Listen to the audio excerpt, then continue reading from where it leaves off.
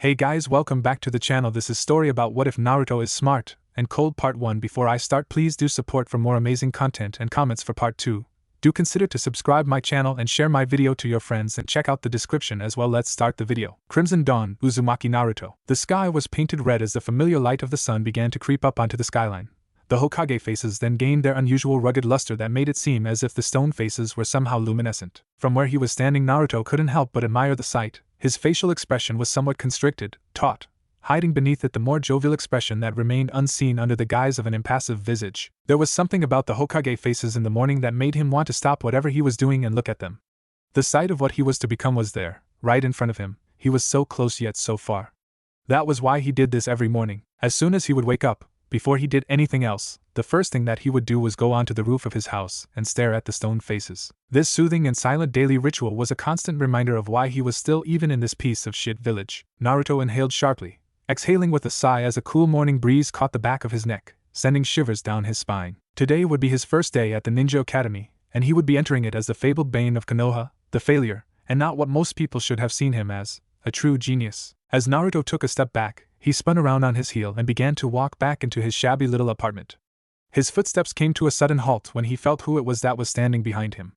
"I suppose you're another one who came to eliminate me, eh?" A small smirk appeared on his face as he realized that the man standing behind him had simply pulled out a kunai. "Aren't going to answer me, at least badmouth me like the rest of them did," Naruto suggested before he spun around once again. When he turned, he centered his gaze onto a tall man with shaggy black hair and beady eyes that matched in color. He wore a standard Jonin vest, indicating what rank he was, and his face laced with a thin coat of early morning perspiration. Honestly, Naruto could not tell whether or not the morning air produced the man's bit of sheen, or whether it had been created by his growing fear of Naruto. The fact that Naruto did not have that same coat of perspiration confirmed that it could not have been the humid air, but it was in fact the latter, which brought Naruto's deeply complex mind to the conclusion that this black-haired Jonin was afraid of him. If so, then why try to attack him? Then, without giving it much thought, Naruto decided to ask the question, circling his mind out into the air. "If you are so afraid of me, then why are attempting to assassinate me?" Naruto's intense gaze locked onto the Jonin's own wavering one. After shifting his eyes from the floor to Naruto, then back to the floor, he responded, "Because demons like you don't deserve to live," yelled the Jonin as he charged at Naruto, kunai in hand. In a split second, Naruto could see that the man's determination to kill him was as strong as ever, like a steel chain that refused to be broken. Whatever vendetta the Jonin may have had against him, Naruto was completely unaware of and did not bother to ask. Personal grudges were things that could corrupt even the greatest of warriors.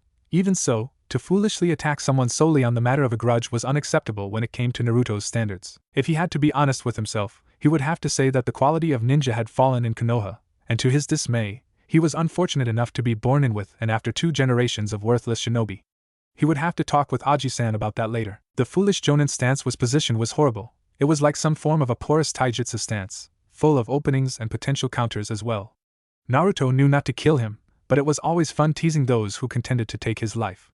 With one quick motion, Naruto dipped under a wild swipe and clipped the man off his feet. Before he could get up, Naruto pressed his bare foot against the back of the man's head, smashing his face into the concrete roof and knocking him unconscious. As the last of the man's moans and groans of pain died out, Naruto suddenly felt a superb sense of vindication.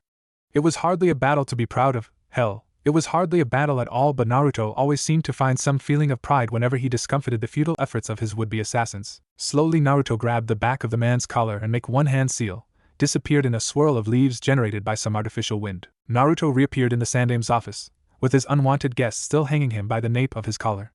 Naruto looked up to see the third Hokage sitting at his desk with his hands folded. At the sight of the unconscious Jonin, the old man just slapped his forehead and sighed heavily. "Another one? How many times has it been this week? 3 attempts to take your life?" Naruto simply nodded at the last number the Hokage stated.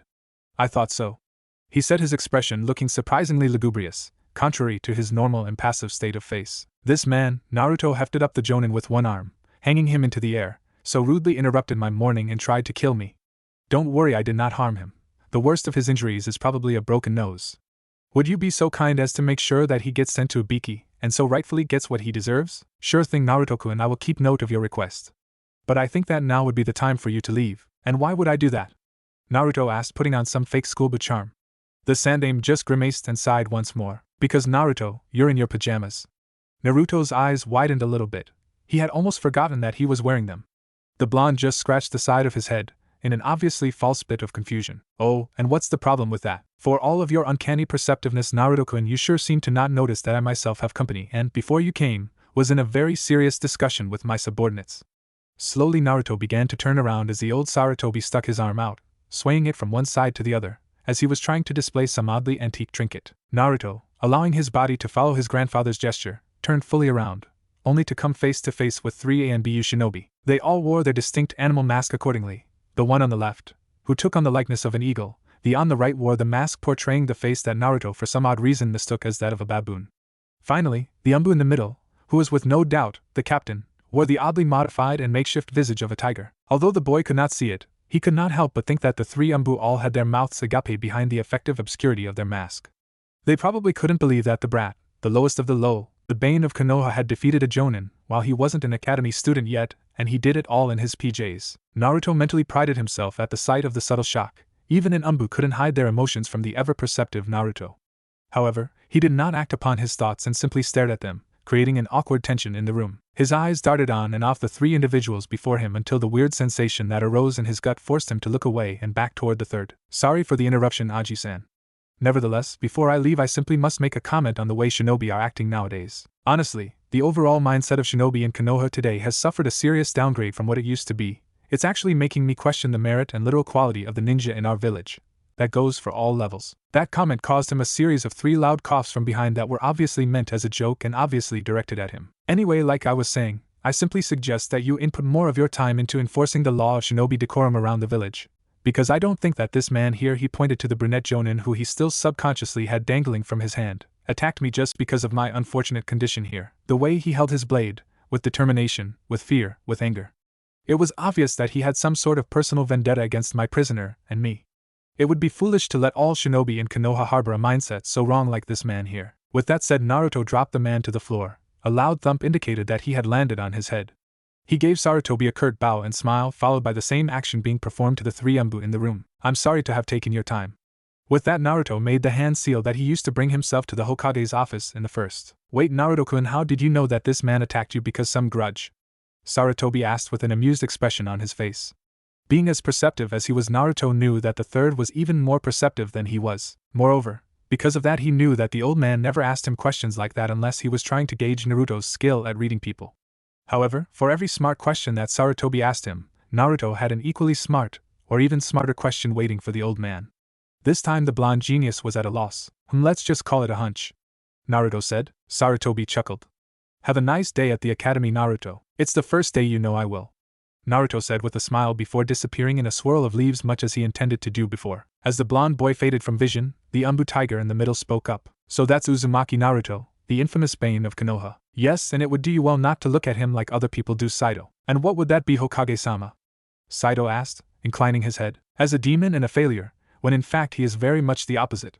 He is a genius. Saito was silent after that. If the Hokage felt so strongly about this boy that he would go so far and call him a genius, then it was apparent that the kid was the real deal. He had heard stories about the boy who was Kyuubi's vessel, but he had heard otherwise from what the Hokage mentioned. Now his mind was swarming with a mass of curiosity, and it continued to swarm and buzz around the one question, the centerpiece that was brought to his attention. Exactly who was Uzumaki Naruto? Naruto arrived at the front gates of the Ninja Academy like any other kid his age would. He walked. It was a tad slow for his taste, but every once in a while it felt good to act normal for once. However, acting was all that it was. There was nothing in or of the boy that, when compared to other children his age, would be considered normal. Not his mind, not his speech, not his intelligence, and definitely not the giant demonic fox sealed away into his abdomen. But putting those qualities aside, Naruto was still moderately normal. While walking through the huge gates, he suddenly remembered what it was that Aji-san had told him about 2 days ago. Naruto, now that you're going to be joining other students around your age, I want you to act your age, he said. Why does it really matter? Naruto asked. Yes, it does. I'm not saying that you should act like a complete idiot and withhold back every bit of knowledge that you have so far retained. I'm just saying that if want to be treated differently, then it would be in your best interest to act the same. Kids your age don't usually possess information about the things that you do, so basically what I'm saying is don't show off. Hi, Naruto responded. That is what he intended to do. He planned on coming to the academy and not show off his skills. The reason for him starting the academy in the first place was so that he would advance in his ninja rank.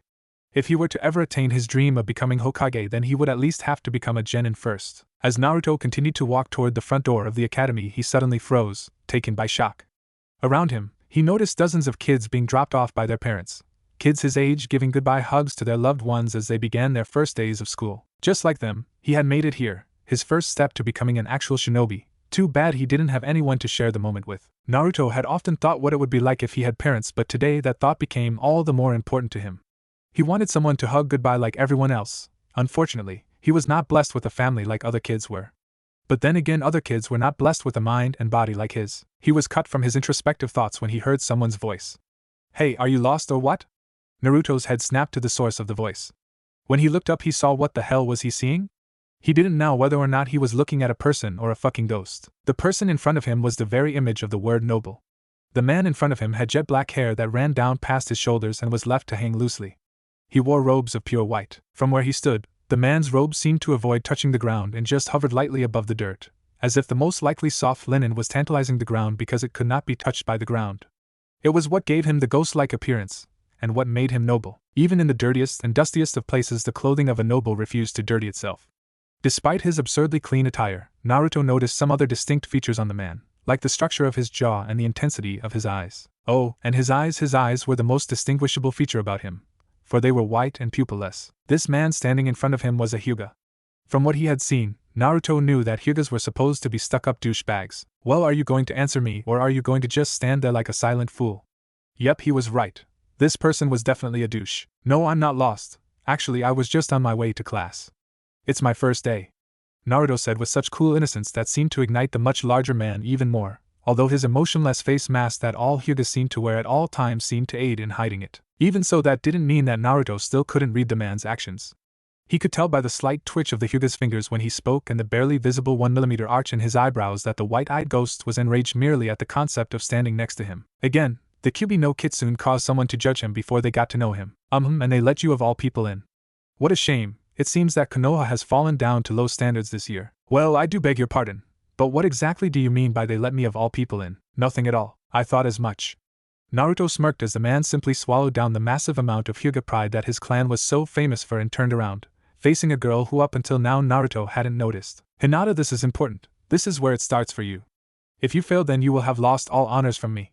By the end of today, I want an oral report of today's happenings and a sense of your status in the classroom. You are a Hyuga, so I expect you to behave as such. From what Naruto could see, a girl around his size stood virtually petrified in front of the Hyuga.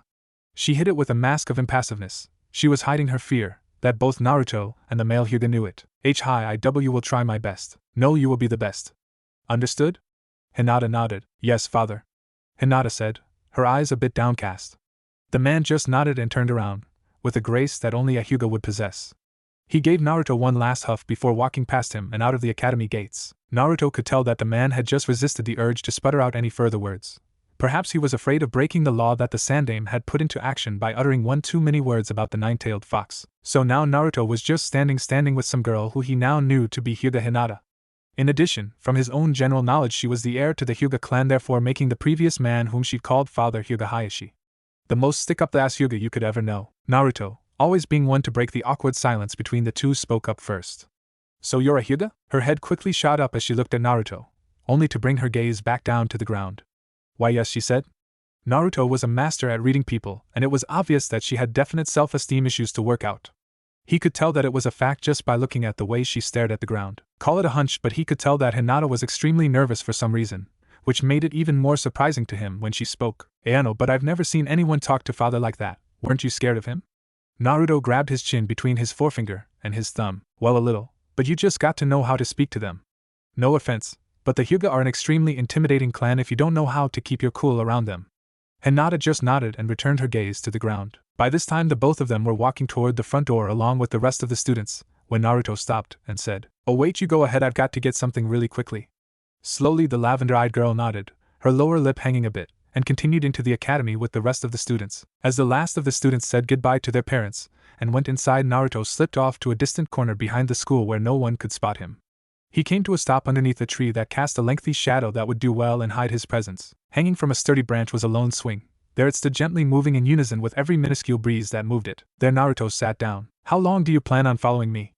Naruto said, looking further up into the branches of the large tree. There was a slight rustling of leaves when an ANBU nin jumped down from the tree. He was wearing a tiger mask. If Naruto's memory served him correctly, this was the same captain that he had seen in Aji-san's office in the morning. Then the idea came to Naruto that Gramps might have requested that they keep watch over him and report back if a problem were to arise. Naruto mentally sighed. That is so like Aji-san. He thought to himself. Well, if you're not going to answer me, then I'll just assume that the third sent you, correct? The tiger-faced ANBU just nodded. For what reason? On that question, the masked Nin reached into one of the pockets that were strewn about his gray vest and pulled out a small red scroll that Naruto himself knew as a message from the Sandaime. Naruto stuck his hand out, and the scroll made the transition from the ANBU's hand to Naruto's much smaller hand. The ANBU spoke up. He told me that you needed to sign this before you entered for your first day at the academy. It is a proposal for you to join the ANBU by next year when you graduate and become a genin. For this to work, you'll need to sign this before the proposal is made, and in about a year's time, after much negotiations with the council, you will be admitted to join the ANBU. Naruto raised an eyebrow. It was obvious that Aji-san planned for this to happen. It was strangely odd that this person said that it would take a year for the whole process to be over and done with. And what do you know, Naruto was now entering his first year as an academy student. Naruto chuckled. Tell Aji-san that I said no. The ANBU's head suddenly flickered up in shock. What do you mean no, Naruto-san? You're passing up a chance that rarely comes to those around your age. It wouldn't be wise to pass up a chance of this much value and rarity. Listen, what's your name? Yuji Saito. My name's Saito. Why? Listen, Saito, rarity or not, me becoming an ANBU member is up to me and me only. Even though I'm already able to join the ANBU squads as I am now, I simply have no interest in joining. And I doubt that getting the council to pass me into the ANBU Black Ops will not be as easy as you have just now stated. In reality, I don't feel like dealing with the hassle and bullshit that I know the council, both shinobi and citizen alike, will so generously hand me. Do you honestly feel that way? Yes, I'm not interested. Naruto then handed him the red scroll back, which Saito slipped back into the pocket from whence it came. But tell Aji-san that to save that proposal, in the future I might be interested. Understood. Saito said with a curt bow. You really are the real deal. Hopefully in the future I may have the privilege of working with you on my squad. Maybe. Naruto responded. With that, the ANBU captain disappeared. Without a trace, no leaves, no wind, no smoke, nothing at all. He just disappeared. How do they do that? I might consider joining just so I can learn how the hell they do that. Naruto then hopped off the swing and walked back to the front of the academy. He couldn't believe that it was his first day, and that he was already late. 1 year later, Naruto let out an exasperated sigh as he stared aimlessly into the distance the window had to his delight provided for him. He was staring out the window of his classroom, and he was seriously bored with this place. He had wasted an entire year in this academy learning things that he had learned when he was 7. He found it useless to sit here in a class that gave him no challenge such as this one. Although this class proved to be interesting at times, he still could not see the point in paying attention to things that, frankly, would do him no good in actual battle. At his level, an enemy that he would encounter would, with no doubt in his mind, require much more than academy-taught tactics to defeat. It just went to show a person exactly how strong Naruto was and how strong he led others to believe he was. For an entire year Naruto had stayed in the academy solely for the purpose of becoming a genin, and while he was here he hadn't shown anyone a bit of what he could really do. Every time he was called to demonstrate some low-level technique of some sort in front of the class, he would always make sure that he always gave the instructors the required minimum that they had asked for. In doing that, Naruto's ranking in the class always remained at a constant neutral zone. That was good enough for him. Naruto, are you even paying attention? Naruto looked in the general direction of the person's voice. He looked up to see his teacher, Yumino Iruka. Over the course of this year, Iruka had become in Naruto's eyes a father figure. He was the only other person besides the third that the blonde ever was seen around. Most of the time it was at Ichiraku's ramen shop or just walking around. Iruka, unlike everyone else, actually saw him for who he was and not as the demon that destroyed the town. Yes, Iruka, I'm paying attention. Oh really? Then would you demonstrate to the class what a proper Henge of our Hokage would look like? Do I have to? I'd much rather just sit down. This comment earned the boy a series of suppressed chuckles made by the other kids in the class. As Naruto continued to look at Iruka, he noticed a vein popping put from the man's forehead. You okay, Iruka? That's Iruka-sensei, Naruto. In here I am your teacher, now get your behind up here and do what I asked you to. Fine, Iruka-sensei. Naruto slowly got up to the front of the class. He paused for a moment, taking the time to look at the children whom he was forced to call classmates for an entire year. The faces of those whom he had taken a liking to, but then again there were some people here whom he couldn't stand. Naruto's eyes shifted to a certain black-haired Uchiha named Sasuke who was staring out the window much he was only a moment ago. Then his gaze scanned the room, going over each and every girl who had deemed themselves part of the Uchiha fan club, then going over to the girl who declared herself president, Haruno Sakura. He couldn't stand her. Just the thought of how she fawned over the Uchiha was enough to sicken him. The pink-haired girl was truly desperate. But just because there was one fan club didn't mean that Sasuke was the only one with admirers. Over the course of these many months, Naruto himself had accumulated a fair amount of female attention that in his mind had the ability to compete with Sasuke's own admirers. But just because he had fangirls didn't mean that he was particularly proud of the fact.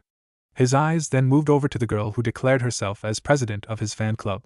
She had dark purple hair and white eyes, Hyuga Hinata. He didn't hate her at all, which is more than he could say for the other girls who had taken a liking to him. As he locked eyes with her, she shuddered and brought her head down to her fingers, which she just so happened to be pressing together at the time. "Well, Mr. Uzumaki?"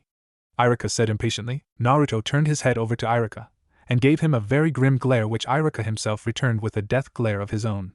It had become their thing, to glare at each other intensely when there was nothing serious. It constantly reminded them of how close they actually were to each other, whether they knew it or not. "Hi, Irika-sensei," Naruto said while making a single-hand seal. A light haze of blue chakra enveloped his body, and after a spontaneous generation of smoke, what was once Naruto had become a perfect copy of the Sandaime Hokage. In the visage of the village head, Naruto turned his head toward Irika, the eyes of a wise man staring intensely at the Chunin. "May I take my seat now?" Naruto, well done, you can sit down now," Irika said, sounding slightly defeated due to the fact that Naruto had completely proven him wrong and was in fact paying attention. Well, at least that's what Naruto led him to believe. Henge were so easy for the boy that he really did not have to pay attention. Things like that were second nature to Naruto. "Thank you," Naruto said as he went back to his seat. On his way back, he couldn't help but notice the many murmurs and whispers being made, most of which contained his name. Still, despite the great adulation flowing toward him, Naruto just sighed lazily and took his corner spot back at the window so that he may relax and tune Irika out for the rest of the lesson. He would make it up to the man though. Maybe some miso ramen after class would help settle his debt for not paying attention in class. As Naruto's mind slowly slipped into the world of daydreams once more, Irika's had reduced itself in his mind to little more than a smothered muffle, sounded like a person trying to speak underwater.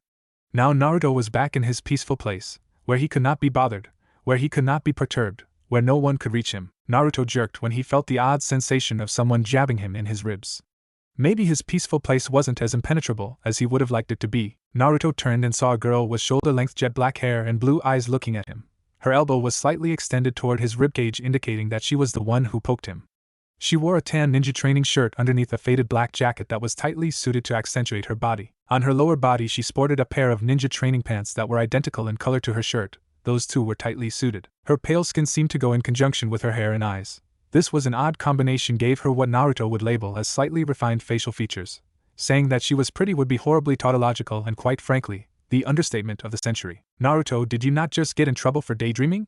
she whispered. "Ah, come on, Sanai. You know that I don't have to pay attention in this class," Naruto said with a disarming smile. He knew this girl as Fuma Sanai. He had met her within the first week that he began the academy. Naruto then heard another whisper come from behind him. "Yes you do, Naruto-kun, you'll fail if you don't pay attention." Naruto turned his head and saw behind him another girl. Her hair was dark as well, but not black like Sanai's. It was more of a dark auburn that when in the right light could be considered red. She wore a light blue shirt that loosely draped over her body and dark navy blue ninja training pants.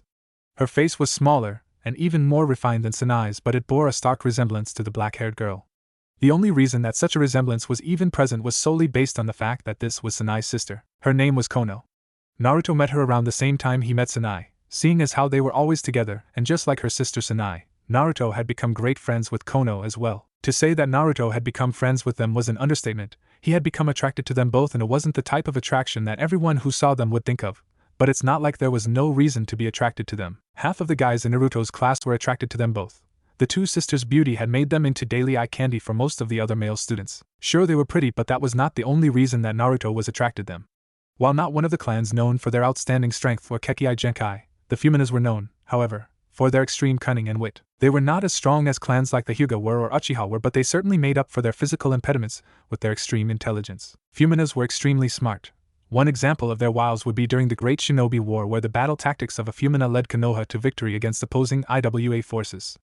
The end result of that battle was a dangerous depletion of the Iwa's forces that ended up with them losing up to half of their entire military. It would be a sin to say that a Fumina wasn't intelligent. It was not only their looks that Naruto liked about them, but their Fumina wit as well. Like him, they strove to think in the most logical way possible and did not settle to leave anything unanswered. It was what he enjoyed about their presence, the fact that they were like him. While they were not like him when it came to strength, for he was many times stronger than they were like him when it came to their minds. In other words, they were geniuses, and Naruto had always liked to surround himself with those who were similar to him. "No, I won't, Kono-chan. This class is way too easy to fail," Too bad Sanai-chan here doesn't see that. Naruto was suddenly assaulted by the intense feeling of another nudge to the ribs. I told you not to add the chan to my name, you idiot. You know how much I hate it, Sanai said in a barely suppressed whisper. Ah, but it makes you angry when I say that and you're cute when you're angry. Sanai said nothing and inched her head back a few inches, an intense blush staining her face a bright red. Kono couldn't help but giggle at this. Well, that is until her sister gave her a patented Naruto death glare. Naruto always knew how to get inside of Sanai's head. For such an outstanding genius, the girl was also an outstanding prude as well. Hey, pay attention. Instantly all three of them snapped towards the sound of the loud voice, which was a very irritated Irika.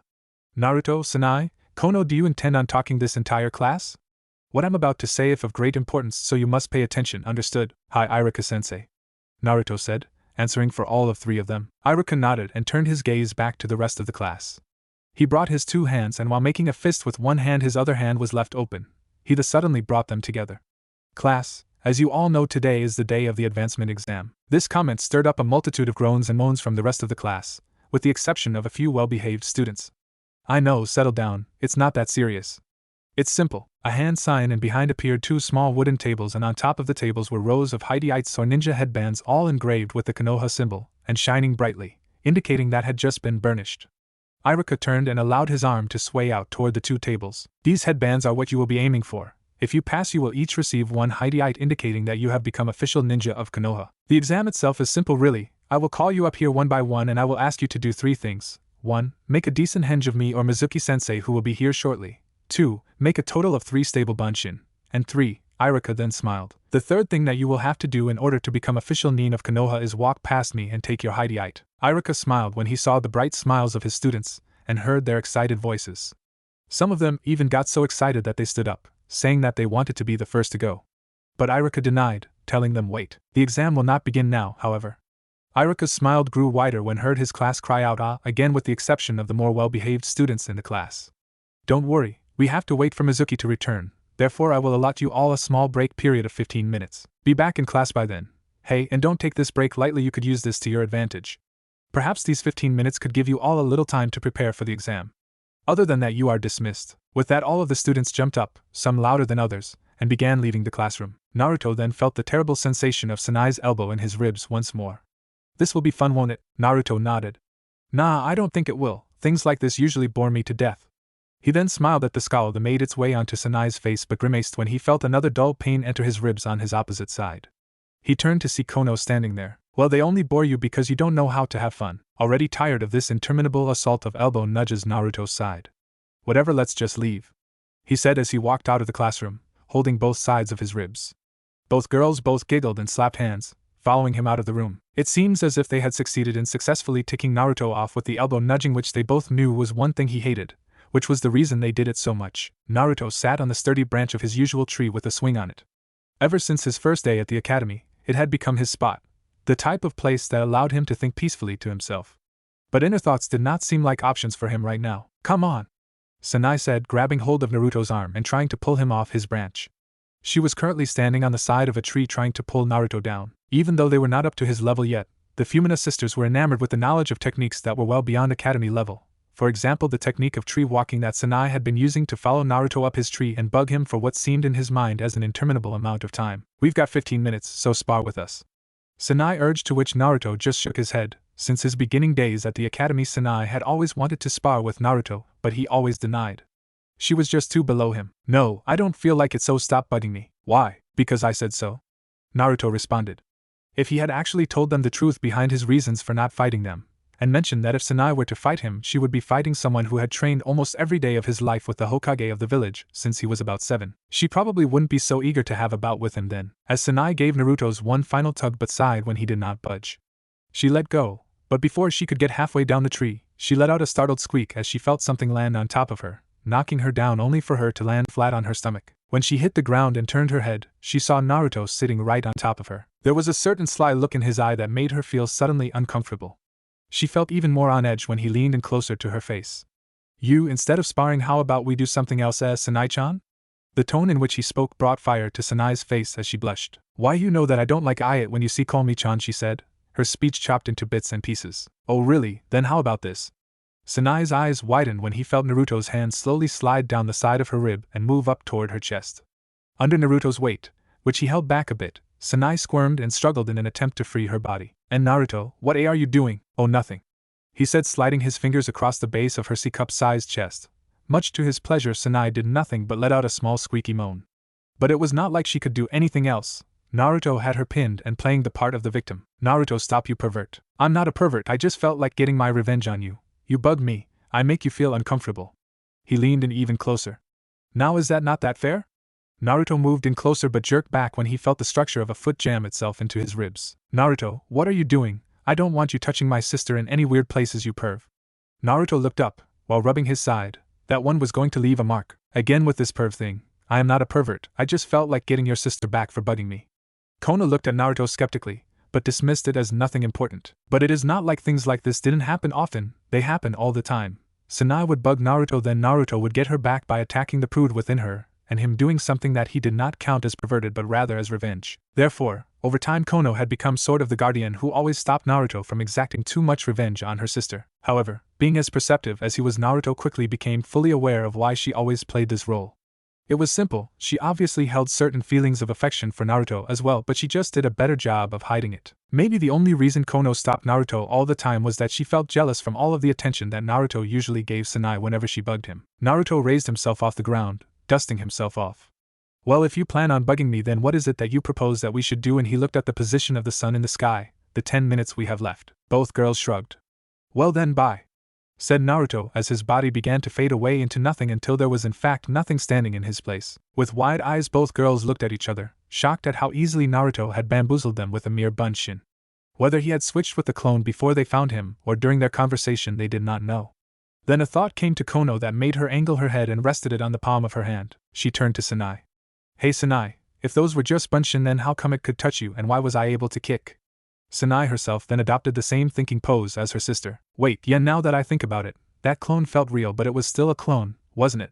Both sisters stood frozen, pondering on the question of just what it was that Naruto did to his bunshin to make them physically able to touch. We've got to find Naruto, and fast, Konoha said, dashing off, soon to be followed by her sister, who yelled something that sounded like wait up. Naruto smiled as he got the mental information that his clone relayed to him. That was a good thing about his clones. If they were to do something like train or learn a new technique, the real Naruto would get that mental information relayed back to him, and he would know that technique, or have that experience from training. But maybe using shadow clones was a bit too much, especially since it was around the Fuma sisters. They probably wouldn't even notice, but considering how smart they were, Naruto would not be surprised if they had questioned him about his abnormal clones. Still, it was always nice to mess with them. A brief breeze brushed the back of his neck as he stood up. There was about 10 minutes in his break left, and he had no way to spend it. He jumped down, descending onto the ground from a random rooftop that he had for some reason decided would be relaxation spot for the day, and while coming down he saw a certain raven-haired boy whom he had come to dislike. Sasuke was running down the road, with almost all his strength, as if he was being pursued by someone. Uchiha team, what the hell are you running from? But to Naruto's displeasure the boy just ran past him without so much as a word. Well, that was rude. Naruto looked down. About 3 seconds after Sasuke had passed him, a low vibrating rumble began sound down the street where Sasuke had just come from. On the ground, tiny pebbles danced vigorously from the vibration of the rumble. Naruto looked to his left, and his eyes pulled themselves open in pure terror, as he realized that he was now looking at a huge cloud of dust being kicked up by an even larger mob of girls. Naruto's stomach sunk at the sight and his face paled. He wasn't looking at girls. No, he was looking at something much more dangerous: fangirls. As they got closer, Naruto could not move, frozen like a block of ice. Then he heard one of them say, "Hey guys, look, we got lucky. Look at who is in front of us. We can take him and Sasuke." Naruto's eyes widened when all the girls locked onto him, and he glanced to his right and could see Sasuke still running down the street. "Oh shit," Naruto said as he realized exactly what was about to occur. He did the only thing that he could do at the time and ran for his life, taking flight in an attempt to catch up with Sasuke. Naruto! He grimaced as he heard the mob of love-struck females yell his name just as they were yelling Sasuke's but mere seconds ago. Still Naruto ran, and in about 10 seconds, he caught up with Sasuke, positioning himself right next to the Uchiha. "What the hell happened?" Naruto asked Sasuke, having to raise his voice over the many loud yells and squeals made by their pursuing fangirls. "Nothing, you dope, I was just walking around and they found me." While in his mobile position, Naruto slapped his forehead. "You idiot, just walking around? Listen team, for future reference, you never ever just walk around when you have fangirls. Next time if you want to just walk around, make sure that you're walking around the rooftops where they can't get you, understood?" Naruto scowled when Sasuke just nodded and turned back to the street in front of them. This was most unfortunate. Now he was involved. What was supposed to be a simple 15 minutes of tranquility had turned into the most intense, and possibly last 15 minutes of his virgin life? Who knew what they would do if they ever caught him or Sasuke, which was highly unlikely. Naruto could have lost the girls on both he and Sasuke's tails, but it was kind of fun seeing the look of pure terror on his face. To think that this was the first time Naruto had ever been chased by his own fangirls. It was fun, he didn't even remember why he had spent his entire academy year cleverly evading them. This was in fact a rush. Naruto looked into the sky once more. The sun had slightly shifted. That gave him about 7 minutes. Sasuke, do you think that you can keep this up for 7 more minutes? He asked in a loud voice. Sasuke merely nodded once more, then swallowed hard. Perhaps he was trying to force down the mass of weakness trying to surface itself in the form of fatigue. In other words, it looked as if Sasuke had been running for quite some time now. But Naruto decided not to ask exactly how long and went back to the task at hand. Konoha walked back into class with her head leaning toward the ground. She felt defeated. She and Sanai had wasted so much time trying to look for Naruto, and they didn't even find him. Damn, just where the hell is he? She said in a low voice, and she went to take her seat, which was directly behind Naruto's. Who knows, he might be trying to avoid us, he might be running from us, Sanai said, sitting down in her seat with an equally lugubrious expression on her face. Nope, he's running from his fangirls right now. No way, he wouldn't do that, would he? Konoha said, sounding a bit unsure about her words. Both girls let out a sigh. It took some time, but after sighing, they both noticed something. That almost all of the students that had returned early to class were male. Feeling a bit uncomfortable with the lack of female presence, Sanai decided to ask her question into the air. Hey, where are the rest of the girls? There is only 1 minute left in the break. One of the boys in the room answered her back. Who knows, they are probably off chasing their Sasuke-kun somewhere on the premises. He had dark brown eyes with gravity-defying hair that stood up and resembled the outline of a pineapple. And how do you know that, Shikamaru? Nara Shikamaru, another class genius.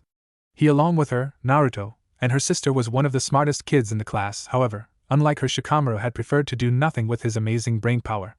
A lazy genius indeed. Come on, do you honestly think that those love-crazed girls have something else better to do in 15 minutes than pursue their dream boy? It did make sense, so she nodded at the lazy boy's answer. Yeah, you're right, I guess it makes sense. A low rumble came from outside the classroom door. Upon hearing this, Sanai knew exactly what was about to happen, which was what happened all the time. Sasuke would come busting in with a mob of girls behind him, and then a huge dispute over who would get to claim the boy would arise, causing a ruckus in the classroom. That's what she expected. However, what she saw was completely different. When the double doors of the class blew open, not only did Sasuke come rushing in, but Naruto flew in as well, and as expected, in came a huge chunk of the female portion of the class behind them. They yelled, they screamed, and they argued not only over Sasuke but Naruto as well. Sanai had never noticed it before, but Naruto also had attracted a lot of female attention, more than she ever bothered to comment on. A tight, compact ball formed in Sanai's stomach as she watched her friend get argued over by the many girls. What was this feeling? Jealousy, perhaps?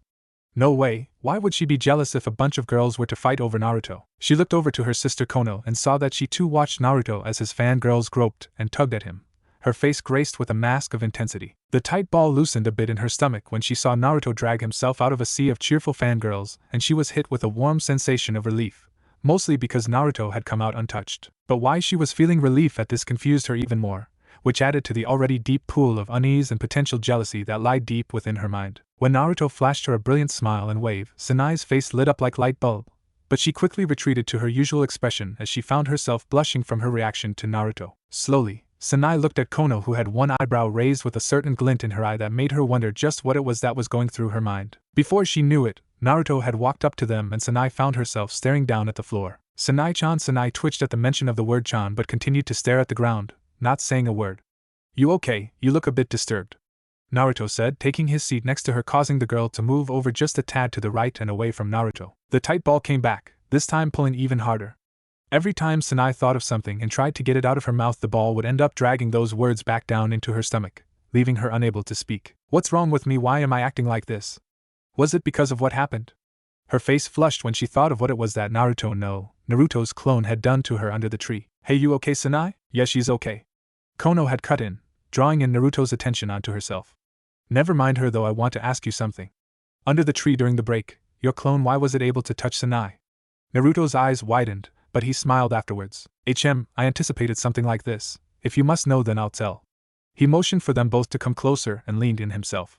When the three of them were close enough, he began to speak. He was not just Bunshin. The only reason that he could touch you and you could him was because he was a Kage Bunshin. He said this in a low and barely inaudible whisper. With wide eyes, Sanai and Konoha both retreated with shocked expressions. Konoha was the first to lean back in. Wait, but that is a Jonin level technique, she said. Ah, Konoha-chan, beautiful and intelligent as ever. I'm not surprised that you are aware of the level of that technique. Just wait, let us save this talk for after the exam and then will I tell you everything, the both of you. Okay? Both girls nodded and Kono leaned back into her seat to await Irika and Mizuki's arrival. The entire time Kono's face was sanguine and heated, most likely from that last comment made by Naruto saying that she was beautiful. The loud arguing and fighting over Sasuke had subsided, leaving everyone to seat themselves and settle down. Naruto cringed as he looked at the aftermath of a person who was once Sasuke.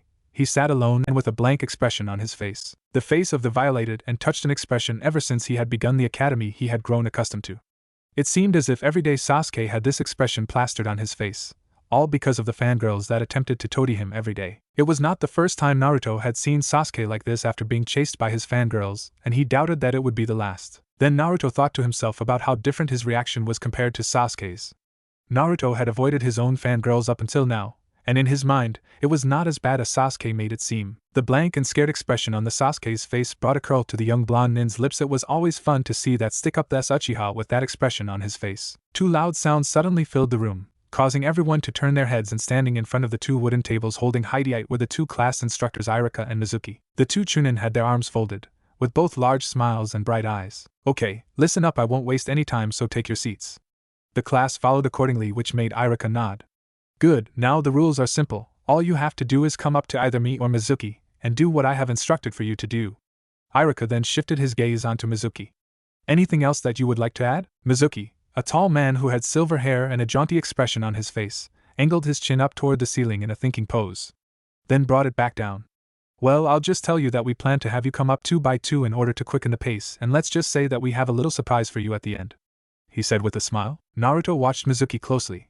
There was something about the man that Naruto found to be suspicious. He couldn't completely put his finger on it, but there was something about the Chunin that made Naruto think that the man had something to hide. For a long time Naruto watched this man, yet nothing came up to affirm that Mizuki bore ill will toward anyone or anything in this village, so after a while Naruto stopped trying to look beneath the surface and just see Mizuki as an honest school instructor. He tried and failed. Naruto knew that there was something about Mizuki and he would find out, but for no only the exams mattered and not Mizuki's hidden motives. Okay, that's all, Irika spoke up, then let's begin. We will call you up in alphabetical order. First up, Aburaim Shino. Then Mizuki spoke. Second to go, Akimichi Chuji, come to my table and get this exam over with. Therefore it began. Both Irika and Mizuki began calling students up 2 by 2. Naruto knew that having the last name Uzumaki meant that he would be one of the last ones to be called, but it didn't matter. It was fun to watch some of the pathetic excuses for Bunshin and Henge that some of the class produced. As expected, when Kono and Sanai were called, they performed well above Irika and Mizuki's expectations, each of them making not 3 but 10 stable Bunshin appear and then going on to produce 2 perfect copies of Irika and Mizuki. And although Naruto felt that their display of skill was a bit ostentatious, he still prided himself with the fact that like him those two were true geniuses. It took little over 20 minutes to get to the last 2 people, him and Sasuke. Uchiha Sasuke, Mizuki said. Uzumaki Naruto, Irika said. Both boys stood up, walking to the front of the room with the rest of the class to their backs. Standing almost shoulder to shoulder, they both looked at each other, and when Naruto locked eyes with Sasuke, he no longer saw the blank, languid eyes of one who had just been violated. Instead, he saw the eyes of an Uchiha trying to prove himself. That was good. That's what Naruto wanted to see. Fire. However, it was a shame that it had to be Naruto who doused the flames burning within Sasuke. Well, actually, it wasn't all that bad at all. Naruto, you both know the drill, Irika said. Naruto and Sasuke nodded, and they both made a hand seal. In unison, the two cried out, Bunshin no Jutsu. A dim haze of chakra surrounded the both of them and it flickered about. In less than 3 seconds the class was staring at 20 Narutos and Sasuke's combined. The rest of the kids all gasped in awe at the amount of ease at which both boys produced the technique. Irika and Mizuki, however, stayed silent. A slight angle bent the sides of Irika's mouth. That was good, a bit pretentious but good. On to the next portion. Make a henge of me and Mizuki. Naruto mentally sighed. This exam was almost getting too easy. He glanced once more at Sasuke before dispelling his clones. Sasuke himself did the same. Again they both made a single hand seal and in unison they said, Henge no Jutsu. There was a generation of smoke and before they knew it, Irika and Mizuki were seeing double as they both gazed into their own eyes. Both instructors took a step back out of shock. Wow, Naruto, Sasuke, you pass, Irika said. Right, you have, go on and claim you headbands, the both of you, Mizuki added in. With the said, Naruto and Sasuke both walked up to, claimed their Hideites from the wooden table, and went to take their seats. When he sat down, Naruto felt someone tap him and he turned only to come face to face with a smiling Kono who gave him a thumb up, simply chuckled and turned back to Irika and Mizuki, but not before giving Sasuke a quick glance. Good, Irika said while clapping his hands. The sound was intensified by the walls of the classroom. Now that the advancement exam is over, we can move on to the next and final portion of the day. He swayed his arm over to Mizuki, who then took over the reins. Now Mizuki began. If you all remember, I said that there was a little surprise at the end for you all. Well, get ready because an awkward silence settled in the room. Most of the kids were literally on the edge of their seats. Today is your last day here as students, and tomorrow you all will be assigned new sensei. This comment drew a rather unexpected reaction from the class. Silence, nothing but silence could be heard as the students now turned Gen and said nothing. It was a delayed reaction, but Irika for some reason felt a pang of relief when he heard almost all of his students yell out what. He was expecting that reaction. I know, since you are all now Gen and you no longer need to stay here and learn about the basics, because well you already know them. Meet here tomorrow in the morning and then you will all be assigned to you new Jonin sensei. You are all dismissed. Naruto, along with everyone else, stood up and left, leaving their former Chunin sensei to talk among themselves. It could be said that at this very moment Naruto was upbeat. He was now a genin, but unfortunately, he knew what being a genin would mean. It would mean that he would now be pressured even more than he already was to become an ANBU member. As Naruto walked down the streets to his destination, which was the Hokage Tower, he ignored the stares and glare coming from the many merchants and street vendors who were aware of his condition. Not even they could penetrate the solid wall of concentration that he had set up in his mind. All he could focus on right now was what exactly he was going to say to Aji-san once he got there. He was fully aware that the Sandaime greatly wished for him to join the ANBU, and that he being an official genin now meant that he was now of official ninja rank, and according to the rule of ANBU admission, any ninja of any rank was eligible to become an ANBU. The whole idea of Jonin only being able to become ANBU was just a lie. That false dogma had only risen because getting into the ANBU was so freaking hard that usually only Jonin tried. Knowing this, Naruto grimaced heavily, not wanting to think about the most likely uncomfortable conversation that the two would most likely have. At times like this, Naruto had actually wished that Sanai, or even Kono, were here to bug him, and keep his mind off of the awkward topic that kept poking him in the back of his head. Hokage's office, as sighed heavily as he entered his surrogate grandfather's office. The old man looked up from behind a small mountain of papers and smiled. Naruto-kun, you have returned. I assumed that the advancement exam was today. Did you pass? Naruto raised an eyebrow before he pulled up a seat from the corner of the room and sat down in front of the Hokage. He crossed his arms. What do you mean you assume? You're the Hokage, for Pete's sake, Aji-san. You don't assume stuff like this, you already know it. And come now, do you really think that I could ever fail a test that easy? That's an insult to me. That test was way below my level. I only jest, Naruto-kun. I'm well aware of your ability, he said with a slight chuckle. Yeah, I know, but it's always fun to play along, Naruto said, responding with a bright smile. There was a brief pause and the both of them then burst out in a unified bit of laughter. It was always fun to share a laugh with Aji-san every now and then. Not many people could say that they hung out with the Hokage of the village. It was just one of the many perquisites that came with being who he was. Maybe the Sandaime was one of the reasons why Naruto had decided to stay in this village. Sarutobi's face then suddenly shifted to an expression of seriousness. Upon seeing this, Naruto quickly mimicked his action. The old man then arched his back forward, while placing his elbows his desk and resting his head on the backside of his palms. Naruto always found it surprising at how Aji-san could switch between moods so easily. Naruto-kun, now I'm sure you already know what I'm about to say. Naruto mentally sighed, throwing his gaze down at the floor. Yes, I know, he responded quietly. Naruto then looked back up at Sarutobi. But is it really a matter so important that it should be pressed onto to me like this? Sarutobi sighed. Naruto-kun, you know that I only want the best for you and I want to see you succeed. This chance could release you from the life you are living now. But if you feel as though you should not accept this issue that I presented to you before, then by all means I will not stop you. Let it be as you say, Naruto-kun. Now Naruto was put out of his comfort zone. Whenever Aji-san wanted him to do something, he would always ask Naruto in ways that he considered being sly and cunning. It greatly disturbed him at how adept the old man was at appealing to his conscience, but what more could you expect from the village Hokage? As kind and gentle as he was also manipulative and clever. Naruto swallowed down the lump beginning to form at the base of his throat. Do you really want me to join the ANBU that badly? Naruto asked. Indeed I do, Naruto-kun. That offer I made you last year on your first day at the academy. I did not make it because I thought you would prove to be a great contribution to the ANBU Black Ops, but because I knew you would. But like I said before, it is up to you. Again with that cleverness of his, Naruto looked Sarutobi dead in the eye. It was always like this. They would have a serious conversation and Sarutobi would ask something of Naruto. And as much as he did want to, Naruto was always the one who ended up caving in first. It was something he hated about being under the wise stare of the Hokage, and he berated himself for it. Sarutobi cleared his throat just a bit too loudly, letting Naruto know that he was getting impatient with the boys stalling. The pressure began to build and Naruto feared that history would repeat itself and that he would end up saying something that he really didn't want to. I'll join, Naruto said in one sudden voice. He mentally cursed himself for being so weak, but he would not give in without leaving behind his mark. But Naruto said, continuing on in a smooth and restricted voice. I will only join if I am allowed to do one thing. Sarutobi smiled, knowing that he had already won the battle. Nothing Naruto could say would be enough to get this smile off of his face. What is it? He said, sounding slightly content with the world, his smile still beamed, like a white arch of light. Give me permission to show my true ability from now on. Sarutobi's eyes widened and the smile faded, and along with it the arch of light returned to nothing. He was wrong. There was something that Naruto could say. What, Naruto-kun, are you insane? Are you aware of the social implications that doing something like that would bring you? Yes, I am, however. If you decline and do not allow me to do as I please, then the ANBU will be nothing but a thing of the past. The creases on Sarutobi's forehead resurfaced as he was suddenly caught in a deep train of thought. Perhaps I have taught him too well? He fooled me into fulfilling his wish in return for him fulfilling my wish. Clever. Does he even know the reason why I set the law that forbids citizens and shinobi alike from uttering a word about the Kyuubi? If I allow him to show his power, then it can only lead to one of two things. Either people recognize him for his strength, or they do the exact opposite, and shun him out of fear of a growing influence made by Kyuubi. But this is what he wants. Naruto, I'm swimming out into dangerous waters by allowing you to do this, but… Sarutobi looked up at Naruto and smiled. Okay, Naruto-kun, you win. If you join the ANBU, you will be allowed to display your power to the public.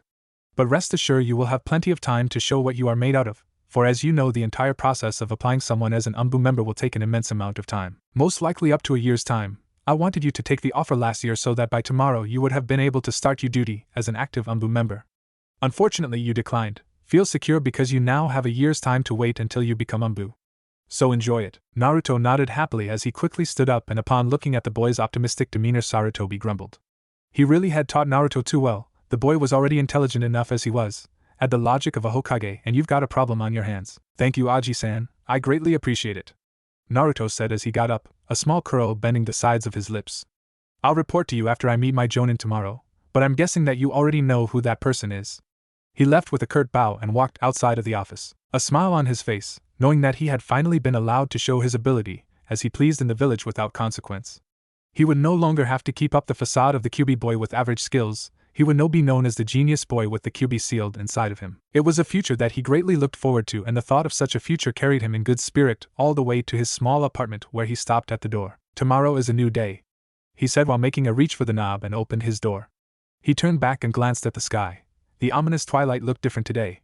The skyline was a shining bright red, as if Kami's hand had just swept over it with a fresh coat of paint. Who knew, maybe in the morning the paint would dry and the skyline's color would deepen so that when he woke up the next morning he would be able to gaze upon his very own crimson dawn. Once again Naruto began his day on his rooftop, just like the one before. He stood, pajamas and all, basking in the warm light of the sun. As of now his gaze was centered at the sky. Based off what he had seen yesterday, he was wrong. The sky hadn't deepened into crimson, it just looked normal. Not that normal wasn't good and all, it just meant that the day would be boring to say the least. He first noticed it when he felt the lack of commotion. There was nobody here who wanted to kill him today. It was strange, but Naruto always looked forward to seeing the unconscious faces of those random nin who always tried to exterminate him, and the lack of their presence made him feel uneasy. He lowered his gaze down onto the great stone face that he had come to admire so much. As usual, they held that same rugged brilliance that made them shine with artificial luster. Maybe the day wouldn't be as boring as he had thought it would be. His eyes then settled onto the stone Hokage face that was set all the way onto the fat right. The man with spiky wild hair, the fourth Hokage. Naruto then brought his hand and ran it through his own unruly golden locks. His eyes never left the fourth's face. It was just too much of a coincidence that he resembled the fourth. It often bothered him how much they bore a resemblance to each other. Who are you? Naruto uttered in a low tone before letting his hand fall back to his side. The wind then kicked up as it usually did every morning. Naruto savored the crisp feel of the wind caressing his body. He especially enjoyed the breeze between his knees that came with the light breeze. The yondaime was the one who sealed the Kyuubi into him. Strangely, he was perfectly fine with that. The only thing that bugged him was why he chose him out of all people. What could have driven the man to think that Uzumaki Naruto would be a good jail for the fox, despite the fact that Naruto actually was a good jail for the fox? It was a bit too much to think about and one of the very few things that Naruto found complicated. So he decided to drop it for the moment, and just get back to his monument gazing. But for some reason Naruto kept getting the feeling that someone was behind him, watching and waiting carefully, a silent predator waiting to kill its prey. However, Naruto would never allow himself to be called prey. He would not become some lurking wolf's breakfast. He first let out a sigh, then, "Hey, how long do you plan to just standing there and doing nothing?" At first was no response. For a second it seemed as if Naruto was talking to himself. But a millisecond before Naruto opened his mouth to follow up on his question, he heard a low chuckle followed by the sound of clapping. His eyebrow rose into the shape of a boomerang as he heard the muffled voice of the potential assailant. Impressive. You're only a genin, and you sensed me so quickly. You know there are a lot of jonin who wouldn't be able to sense me standing directly behind them like you did, nor would they be able to sense anyone else in my faction for that matter. And what would that faction be? Naruto asked with interest. He didn't bother to turn, for he already knew the answer. Why, the ANBU Black Ops, of course. It took you only 4 seconds for you to notice my presence. Given that time at your age, I'd say that you're the real deal. Naruto made a quick turn around and faced the man behind him. The first thing he noticed was that the man was considerably taller than he was, forcing him to look up.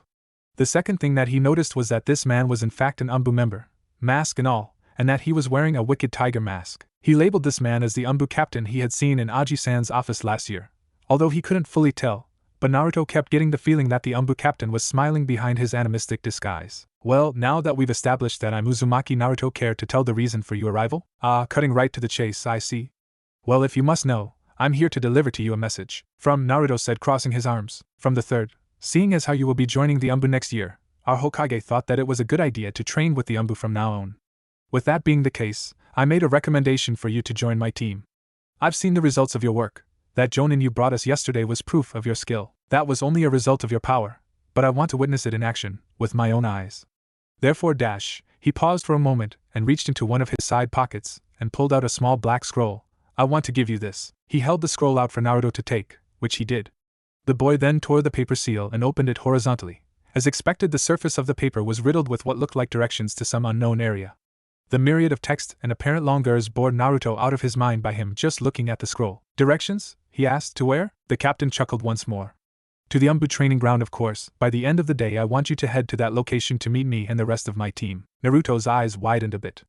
The rest of your team? Well, if you're going to be part of this team, then don't you think that it's a good idea to meet everyone? Well, not necessarily. I mean, Naruto was cut off when the tiger-masked ANBU waved his hand in the air. Please don't answer that, he said with a light laugh. It was surprising to Naruto how much emotion this ANBU member was actually showing. A normal ANBU wouldn't show anything and just remain stoic and emotionless as expected by ANBU protocol. This guy must have been one of the stronger ones. There was something that intrigued Naruto about this man. He couldn't quite put his finger on it, but he knew that the man was strong. He would obviously make for an efficient teammate. It would be unwise for him not to take him up on his training offer. Okay, I won't answer that, he said as he looked scroll up and down. Training with the ANBU. No offense, but considering that I have trained with the Hokage for 6 years, wouldn't that be a step down in my training? None taken. I understand your concerns perfectly. However, do not worry. We may not be as strong as the Hokage himself, but we are close. I think that we will be enough to keep you on your toes, the captain said, brushing off his shoulder. Fair enough, then, it's set. After I meet with my Jonin, I'll meet with you afterwards. The tiger-faced mask dipped as the taller man gave Naruto a curt bow. Thank you. I hope you don't disappoint us, he said upon rising. I won't. Oh, and by the way, what's your name? Yuji Saito. Naruto then nodded and turned away with a satisfied sigh escaping his lungs. He glanced back and there was nobody standing where Saito just was. Damn it, how do they do that? He said as he rolled the scroll back up and began walking back into his little apartment. He also made it a mental note to ask Saito exactly how ANBU just disappeared like that when he got to their first training session. But for now he figured that getting ready for his normal life as a genin would suffice. Naruto sniffed in a noseful of fresh air as he stepped up to the front gate of the Fuma compound. Although they weren't that powerful a clan as the Hyugas or Uchihas, the Fumas still had a family compound that was massive, even when compared to that of the other more powerful clans. The brilliantly polished front gate towered over Naruto's short stature, lustrous mahogany gleaming from the sun's light. Naruto paused for a moment to admire the wood. Its sheen almost made the wood look as if its surface was wet. Geez, the Fumas must be one insanely smart clan to be able to live in a place like this. Their door just screams rich. Naruto brought his hand up to the dark wood and knocked 3 times, loudly. There was no response at first, which made Naruto contemplate on whether or no he should knock again, but when he heard footsteps approaching he abandoned those thoughts.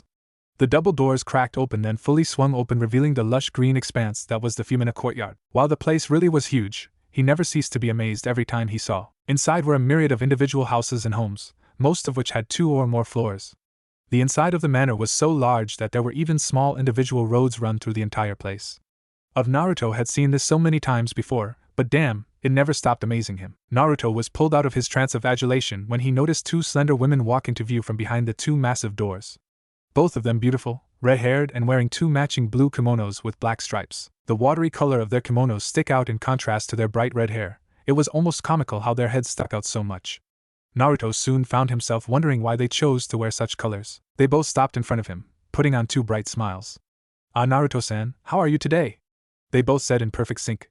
It didn't surprise Naruto that they spoke simultaneously. considering that these women were twins. However, what did surprise Naruto was the amount of irony that went with the situation. I'm fine, Chigusa, Nagisa. And how are you doing today? Fine, they both replied cheerfully. Sanai-chan and Kono-chan will be with you shortly, why don't you come in and wait for them? Naruto nodded and walked past the two redheads, who closed the doors behind him. In his mind he couldn't help but think that they were just naturally nice people. Whether or not they knew of his status as Kyuubi's jail, he did not know. However, if they did know, then they surely didn't let it show, for they actually showed him kindness and compassion. Not what he was used to. You can sit over there and we'll go fetch them, they said in unison, pointing to a bench near a miniature garden on a strip of grass. Naruto smiled and nodded. He then made his way over to the bench and took a seat. By the time he had sat down, the two twins were gone, in search of Kono and Sanai, leaving him to sit by himself. Naruto leaned his head back against the bench, so that his eyes were angled toward the sky. For several minutes he sat there staring at the vast blue sea of air, his mind wandering to and fro on random subjects until it was brought back onto the subject of Nagisa and Chigusa, and how they somehow spoke in unison seemingly all the time. He had heard of twin telepathy, but until now he hadn't believed that it existed. How do they do that? He whispered to himself, just when a gentle breeze rolled in and he began to enjoy his moment of solitude. How does who do what? Asked an unquestionably female voice. Right after he heard the voice, a pretty brunette woman walked into his view. Because of the way his head was positioned, it looked to Naruto as if this lady's body was upside down. Hello Fumina-san. I was just wondering how your two gatekeepers, Nagisa and Chigusa, have such syncopated speech. Naruto leaned forward so that he was in an upright position and turned so that his full view was on the woman in front of him. He noticed that the lady was wearing a decorative black and white kimono with a red sash. She had long jet black hair and blue eyes, just like her daughter Sanai. This was in fact Sanai and Kono's mother, Mei Fumina. She was a nice woman whom Naruto had grown to become very fond of, and not just because of her ample bosom. Oh, those two always do that. I'm still trying to figure out how they do it. Maybe if I was a redhead like they are, they would tell me, don't you think? She said with a warm smile, which Naruto returned with one of his own. Well, maybe being a redhead might have solved it, but unfortunately Mei wasn't born a natural redhead, unlike all the other Fuminas were, with the exception of her two daughters.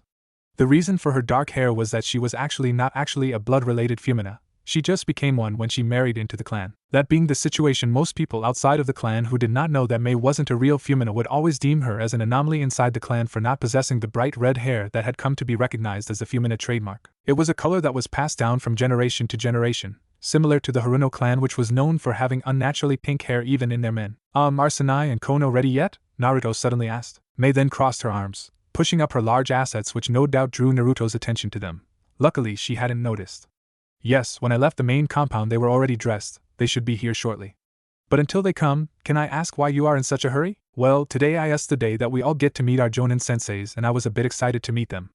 Naruto replied. Oh yes, how could I have forgotten, you know. A sly look suddenly slid onto her face and she leaned in, accidentally giving Naruto a better view of her chest. Sanai and Kono came home really excited yesterday. They kept talking about who their new sensei would be, and since they already know, they were wondering who would be on their genin teams, and I couldn't help but overhear them both mention that they really wanted you to be with them. Naruto, with his head inched away, fought down the urge to blush. Man, if this was what Kono and Sanai would look like in the future, then he would have no problem being on their teams as genin. He had always thought that Kono and Sanai's mother was a bit too friendly with him. What was she trying to doing hook him up with one of her daughters? Well, obviously, but Naruto still played along. Really, they said they wanted me on their team. I couldn't imagine why, he said smoothly with outright fake innocence. Mei laughed aloud. Oh, I think you know, Naruto-kun. I think you know exactly why they said it. You can't fool me with that baby face act. Remember, I'm a Fumina. She then tapped her head. I can see right through that. His eyes narrowed. I know why, and you know as well, but just for kicks, why don't you just tell me why you think they said that? Well, we are good friends and all, he replied. Maybe playing along with a Fumina wasn't a very bright idea. She may not have been a blood Fumina, but damn, she was just as smart. Although he was pretty sure that his response was sufficient enough to get her to drop the topic. True, but I didn't hear them speak about any of their other friends. The entire night it was just about you, Naruto-kun this and Naruto-kun that. Naruto's head flicked up when he heard that Kono and Sanai had actually called him Naruto-kun. He always thought that they hated addressing people with such friendly endings. Well, Sanai at least. Naruto's open action didn't go on unnoticed by Mei, for she then brought her face closer to his. He stayed silent. Oh, did I say something that interests you, Naruto? Damn it, she is good. Well then I guess that he was about to open his mouth when he heard 4 sets of footsteps. Okay-san, stop harassing him, that's really rude, you know, said Kono's voice from behind him. He turned to see her and Sanai walking up behind. Following right behind them were the two gatekeepers Nagisa and Chigusa. Naruto mentally sighed. He was safe, but he knew that if he stayed any longer Mei would ferret out what he was about to say before. Okay, now that we are all here, he looked at Sanai and Kono. We can all get to the academy now, right? Right. Okay, so we'll be going now, he said as he grabbed both Sanai and Kono by the shoulder and dashed off with them into the distance, and out through the Fumina compound main gate. Mei then giggled and glanced at Nagisa and Shigusa. "Ah, young love, funny isn't it?" she said, to which the two twins responded to with two syncopated giggles of their own. Mei then bowed to the two twins and bid them a good day. It was funny. Upon leaving the manor, Naruto had kicked up a rather large cloud of dust. Since when was the boy that fast? After a minute of running, Naruto had finally slowed and allowed Sanai and Kono to gain possession over their own arms once more. The looks on both their faces were confused, unwitting, and most of all, exactly the same. They had turned onto the street that was home to the famous Ichiraku ramen shop, the Ichiraku district. Because of the ramen bar's popularity, this long street had adopted the name of its most well-known attraction. It was a good thing too. This district was one that was just a straight path to their academy, merely a long line of shops going in one or two general directions. This was the street that the trio had always taken to the academy, just as they were now. But there was something weird about today's walk to the academy, something odd about Naruto. Sanai and Kono didn't let this go on unaddressed. "Hey Naruto, you okay?" Sanai asked the blonde. Naruto slipped his hands into his pockets and straightened out his back, his quote, cool guy walk. "Of course, I'm doing just fine, I'm just a little tetchy. I'm itching to find out who my new Jonin is." Sanai just nodded and looked back in front of her. For some reason she helped but think that there was something different about Naruto this day. His entire aura seemed different, like he had suddenly gotten a hell of a lot stronger in a way. She cast a glance toward her sister, who didn't miss a beat, and nodded. Either Naruto had changed or their mother had said something really unusual to him, and knowing their mom, it was most likely the latter. They would both find out. "Hey Naruto, what exactly were you and our mother talking about?" Kono asked suspiciously. Naruto just chuckled, still keeping his cool stride that made him look as if he was gliding. "Oh, nothing important. I just asked her how your two twin gatekeepers speak like that," he responded. "Oh, you mean Nagisa and Chigusa? Yeah, we've been trying to figure that out for the better part of our lives as well," Sanai said with a small giggle. It seemed as if he had thrown them off of the topic of their mother for the time being. However, he mentally sighed when Kono again asked another question. "Are you sure that's what you two were talking about? Because to me it looked she was talking about something a bit more personal," Kono said, narrowing her eyes. She knew that he was hiding something and she was determined to find out what it was. "Well, it doesn't matter if I tell them," Naruto thought to himself. He should have guessed that one of them would try and impugn what it was he was saying, so to save time and to save himself from suffering the torment of any future diatribes, he decided that he would tell her. But if she got mad, it wasn't his fault. "Well, if you insist, then I guess that I'll tell you." Then a certain aroma wafted into the air, tickling Naruto's nose. He sniffed a couple of times into the air. Ramen. He then heard the low growl of someone's stomach and his head flicked toward Kono, who had a slight blush on her face. "Head Gomen, I was so pumped about today that I forgot to eat breakfast," she said with one hand on the back of her head and the other rubbing her stomach in a circular motion. Sanai let out a slight giggle at how careless her sister could sometimes be. Her nose then picked up the sweet aroma in the air as well, and she let out a soft sigh at the smell of sweet ramen. Sometimes the Ichiraku district could take someone's stomach for the wildest of rides. The pleasant fragrances were something that she could always expect to meet whenever she walked through here. However, Sanai wasn't expecting what happened next. In a wild turn of events, her stomach let out a low raspy growl of hunger, as well a really loud one too. It was as if there was some huge hulking beast residing within her abdomen waiting to satisfy its anger. Her face flushed and she let out a loud giggle, attracting a bit of unwanted attention from the villagers. "Haha, well, I guess that I'm a little hungry. I almost forgot that I didn't have breakfast either," she said defensively. "Well, it's obvious that you two both didn't have any breakfast, and by the sounds of it you're both extremely hungry. I think the best thing for both of you would be some breakfast at Ichiraku's. I mean, while in Ramen District you might as well have something to fill you up," Naruto suggested while they walked, which both girls agreed to with a unified nod. The two Fuminas then stopped and allowed their noses to point them in the general direction of the Ichiraku ramen bar. As they turned and began to walk the other way, they stopped and turned back to Naruto. "You're not coming?" Kono said. Naruto just shook his head and kept on walking. He threw his hand up and yelled back at them. "No way, I've got other things to do besides watch you two eat. I'll see you at the academy." He then continued down the street, leaving the two sisters to stand in each other's company. On the walk to Ichiraku's, the two sisters mostly stayed silent. They were thinking the same thing. However, either would come out and say anything. They let their thoughts swim around in their heads all the way to the ramen bar, where they sat down next to each other. "You know he's hiding something, right?" Kono said to her sister, who nodded. Due to their proximity of the food, the smell of ramen had grown stronger, causing Kono to lean on the counter, allowing her nose to be pleased by the captivating noodles. "Yeah, I know, and it's probably something that our mother said to him. I just hope that what she said didn't have anything to do with us," Sanai replied. She then flicked some of her hair back behind her shoulder. "Don't worry, we'll find out before today is over. All we have to do is find a way to annoy him long enough to get him to tell us." "Ah, hello, if it isn't the Fumina sisters, and what will we be having?" said a gruff voice that caused both sisters to look in front of them. Standing there was the old man that owned the place, Ichiraku Tsuchi. He and Naruto were on very good terms due to the blonde's loves of ramen, and because of their affiliation with Naruto, Sanai and Kono were liked by the old man as well. Seeing as how it was a bit too early for ramen, Kono decided that something simple would do. I'll have steamed rice and miso soup with grilled fish and some seasoned nori. The elderly shop owner nodded with a smile and yelled back to order to his daughter Ayam, who replied with a yell of equal volume. Tucci then turned to Sanai. What about you, Sanai-san? What will you order be? He said. Sanai then contemplated on whether or not she should go for something overly extravagant, but then remembered that this place was a ramen bar. Their specialty, most likely, wasn't breakfast. That being the case, she decided to match the simplicity of her sister's order and order something plebeian. I'd like some tamagoyaki with a side of miso soup as well and some pickled daikon to go with it. Your orders will be ready soon, Tucci said while going into the back to help his daughter prepare the food for the two sisters. Kono then watched the man until he was out of sight, and once he was, she turned to her sister again. Today, we'll find out what he's hiding, she said, to which Sanai agreed. Yeah, we. Sanai was cut off in mid-sentence by another low growl coming from her stomach. She gave a slight blush. Yeah, we'll get him, after breakfast, Sanai said in a slightly embarrassed tone. Agreed, Kono said. Back with Naruto. Naruto had guessed that this was a good place to stop before he went to class. After all, if he was going to show off his power today, then this place would be essential. After he had separated from Sanai and Kono, instead of going straight to class, he drifted off to another part of the village. He found himself in an empty street that was lined with dozens of stores and weapon shops. This was one of the more unknown streets in the village, the one that nobody lived on. Naruto continued to walk down the desolate road until a certain shop caught his eye and he stopped. Primarily, the reason why no people lived here was mainly because this part of the village was in proximity to the Forest of Death. It was literally on the edge of Konoha. The villagers were too scared to live here. The rumors surrounding the forest certainly spread fast around the village, and because of that, this place was like a barren wasteland. But just because it wasn't occupied didn't mean that the stores got no business. In fact, out of all the shops in Konoha, these shops got the most business.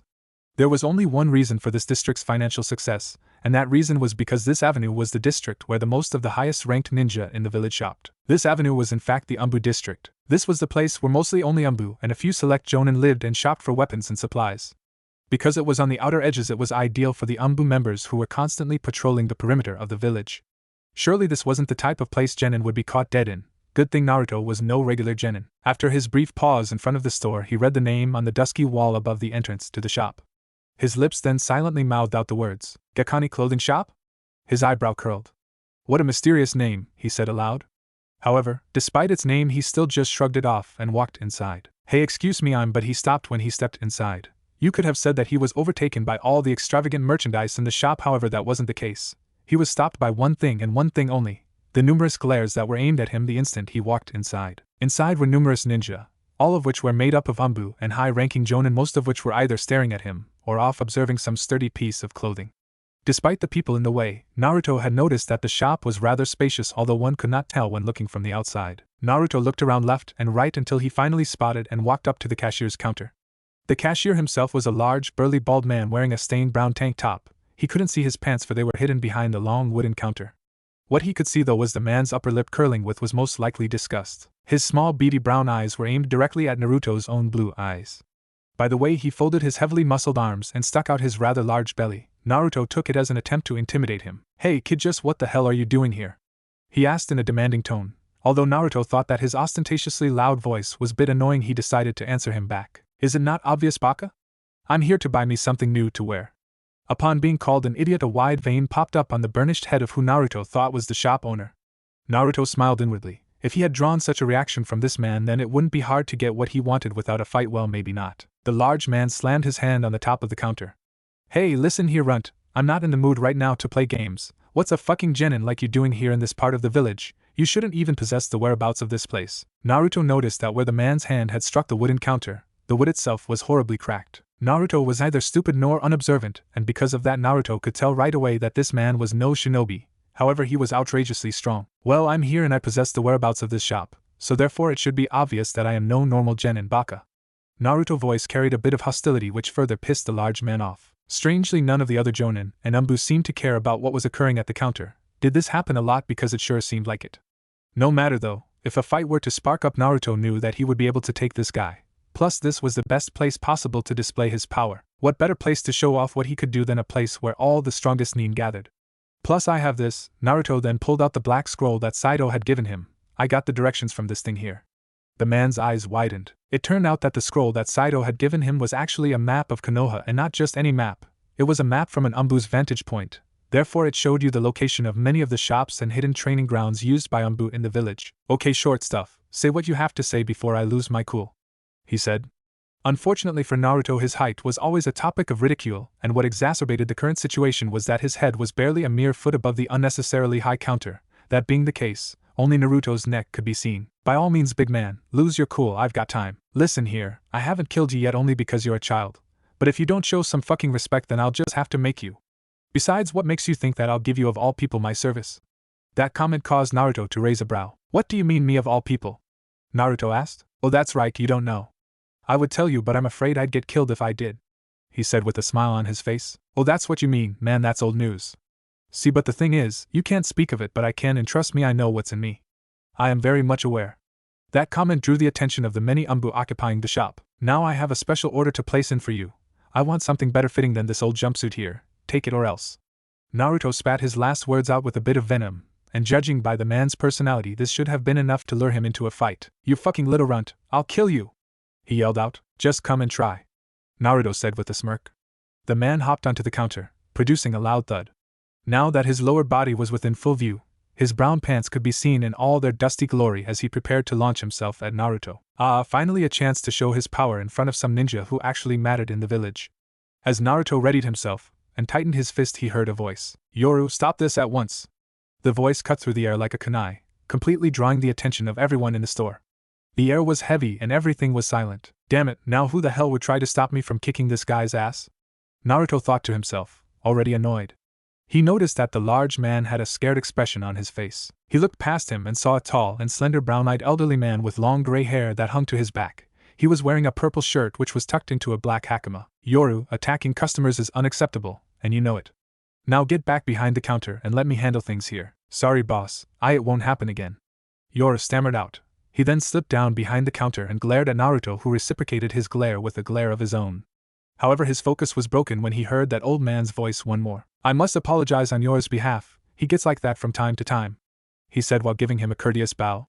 Naruto saw that Yoru himself was having a tough time trying to hold back his anger and chuckled. No need to apologize, after all I was part of reason for the fight almost occurring, Naruto responded. Still, it is my obligation as this store owner to take responsibility for employees. Naruto's eyes widened a bit. Oh, so you're the store owner. I knew it was too nice to be run by a guy like him, Naruto said while pointing a thumb at Yoru, who just growled at the boy. The old man then chuckled at Yoru's reaction. Yes, that is correct, I am the owner. My name is Konoha. Note that all names are backwards, so his first name is Gekani. Uzumaki Naruto, pleased to meet you, Naruto said, but then noticed Gekani looking him up and down. Is there a problem? Naruto asked. No, I was just wondering how a genin found out about this place, that's all, he said. Trust me, I'm stronger than I look, Naruto replied, but cutting to the chase, I need to make a special order for a custom piece of clothing. When Gekani motioned for him to follow, Naruto complied and allowed himself to be allowed into a room in the back of the store, but not before giving Yoru the finger. The large man then gritted his teeth as he watched the boy fade away into the back room. Oh, I am so going to hurt that little runt, he said. I wouldn't try anything, said a voice right next to him. Yoru turned to see an ANBU with a modified tiger mask. He jumped back a little out of surprise. How long were you standing there? Yoru asked, slightly afraid. That doesn't matter, but anyway, I just wanted to tell you not to try anything with that kid. He's more powerful than you can imagine, and by the looks of it he'll get stronger. So you better show him some respect because he's going to be coming here a lot more, that's for sure. And don't think that you can surprise him either. Any plans that you have right now for fighting him should be abandoned, for your sake anyway. Yoru then looked at door where Naruto had walked through with Gekani. He doesn't seem that strong, he said, but when he got no answer he turned his head and saw nobody there. He hated it when ANBU members did that to him. Meanwhile with Naruto, he was led into a room full of different fabrics and material. So what would this custom order be, Uzumaki-san? He said with a smile. That was something he wasn't used to, a smile. Most people who knew who he was either frowned or glared at him, much like Yoru had.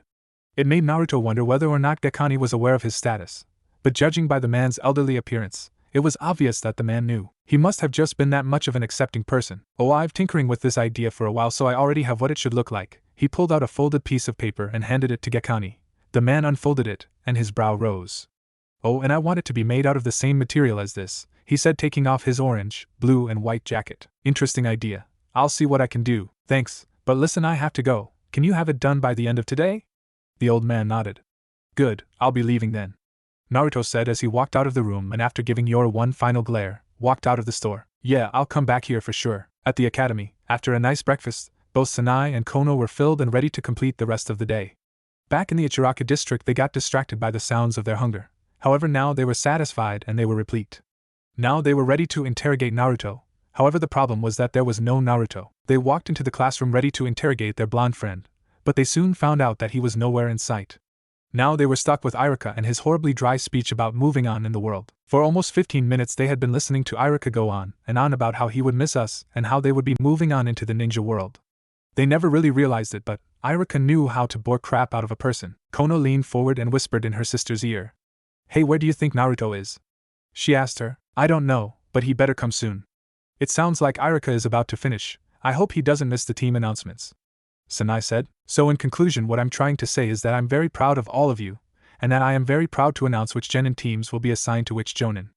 Iruka's voice cut through their conversation, causing both sisters to lock their eyes on the man. Alright, without further ado, Iruka began, but his voice was cut off this time by a loud bang coming from the entrance to the classroom. Everyone turned their heads to see Naruto standing at the door.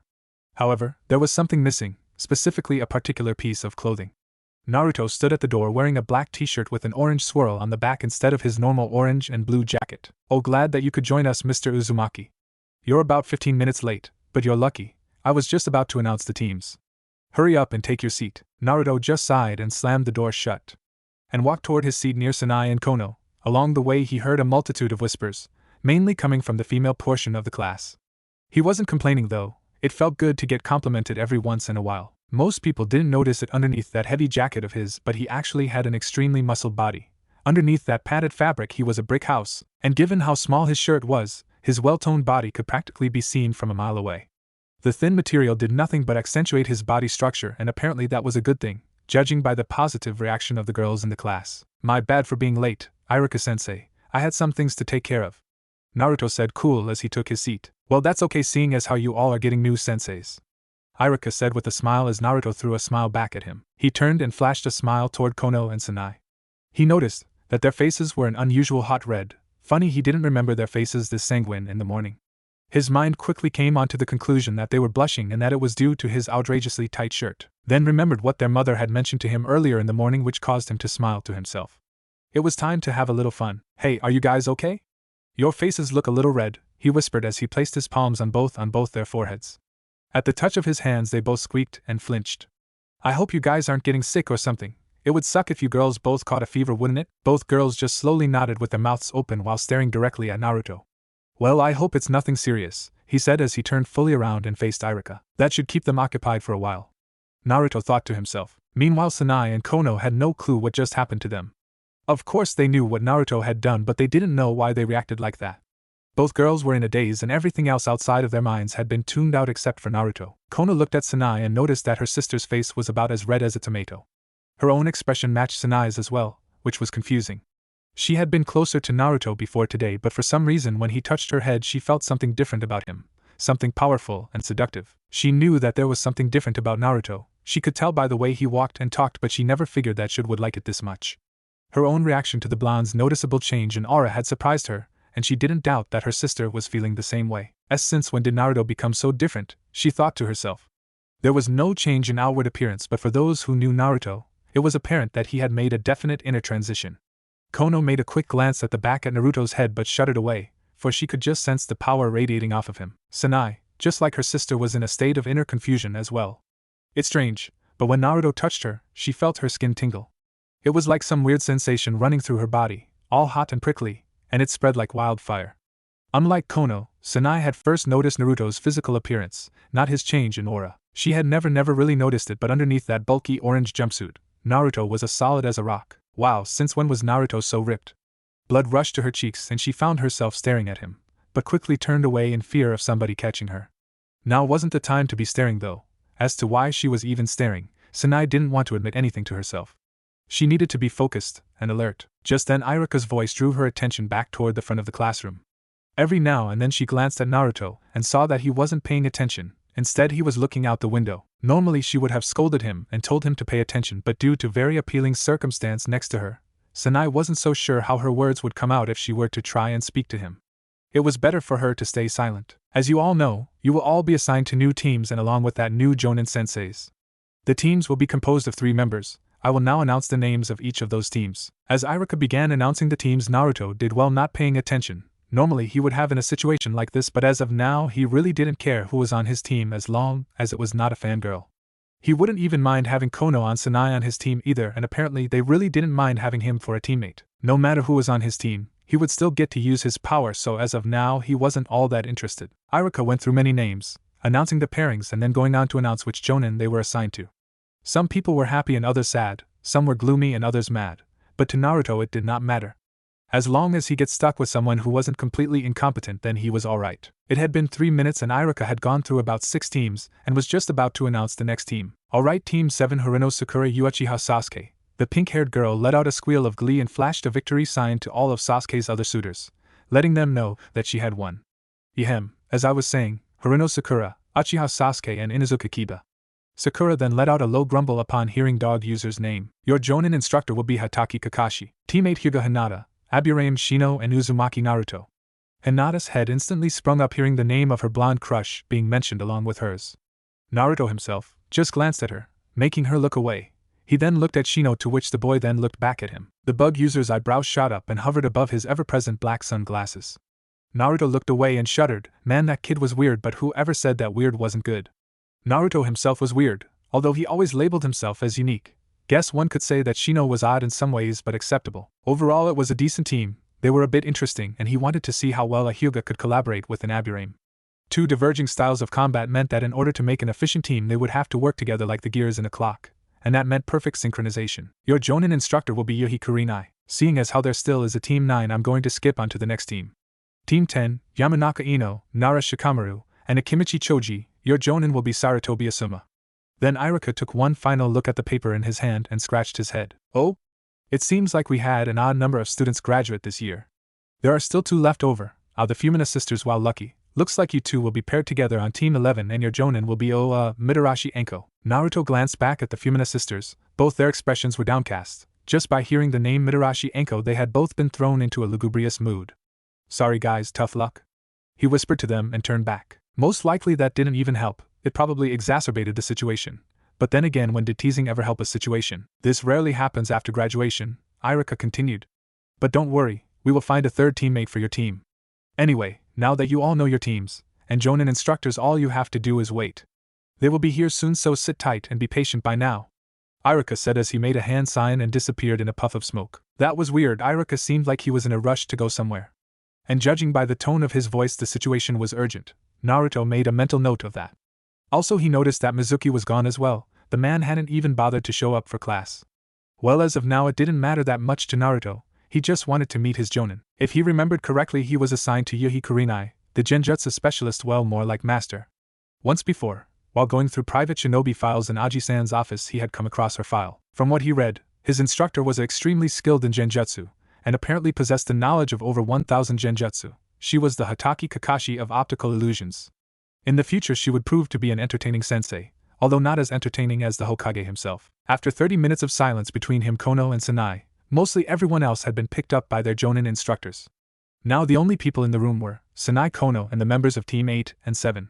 The atmosphere was thick and silence permeated the air. Every time Naruto glanced at Konoha or Sanai, he noticed their downcast expressions. Either they were sad about not being teammates with him, or their darkened expressions were caused by the knowledge of who their Jonin sensei was. Naruto knew who Mitarashi Anko was, and by the rumors surrounding her, he couldn't blame the 2 brunettes for adopting such perturbed looks, but he didn't let it pressure him too much. Their temperance was, in itself, a good distraction for them, and would give him a chance to move away before they started to annoy him in order to make themselves feel better.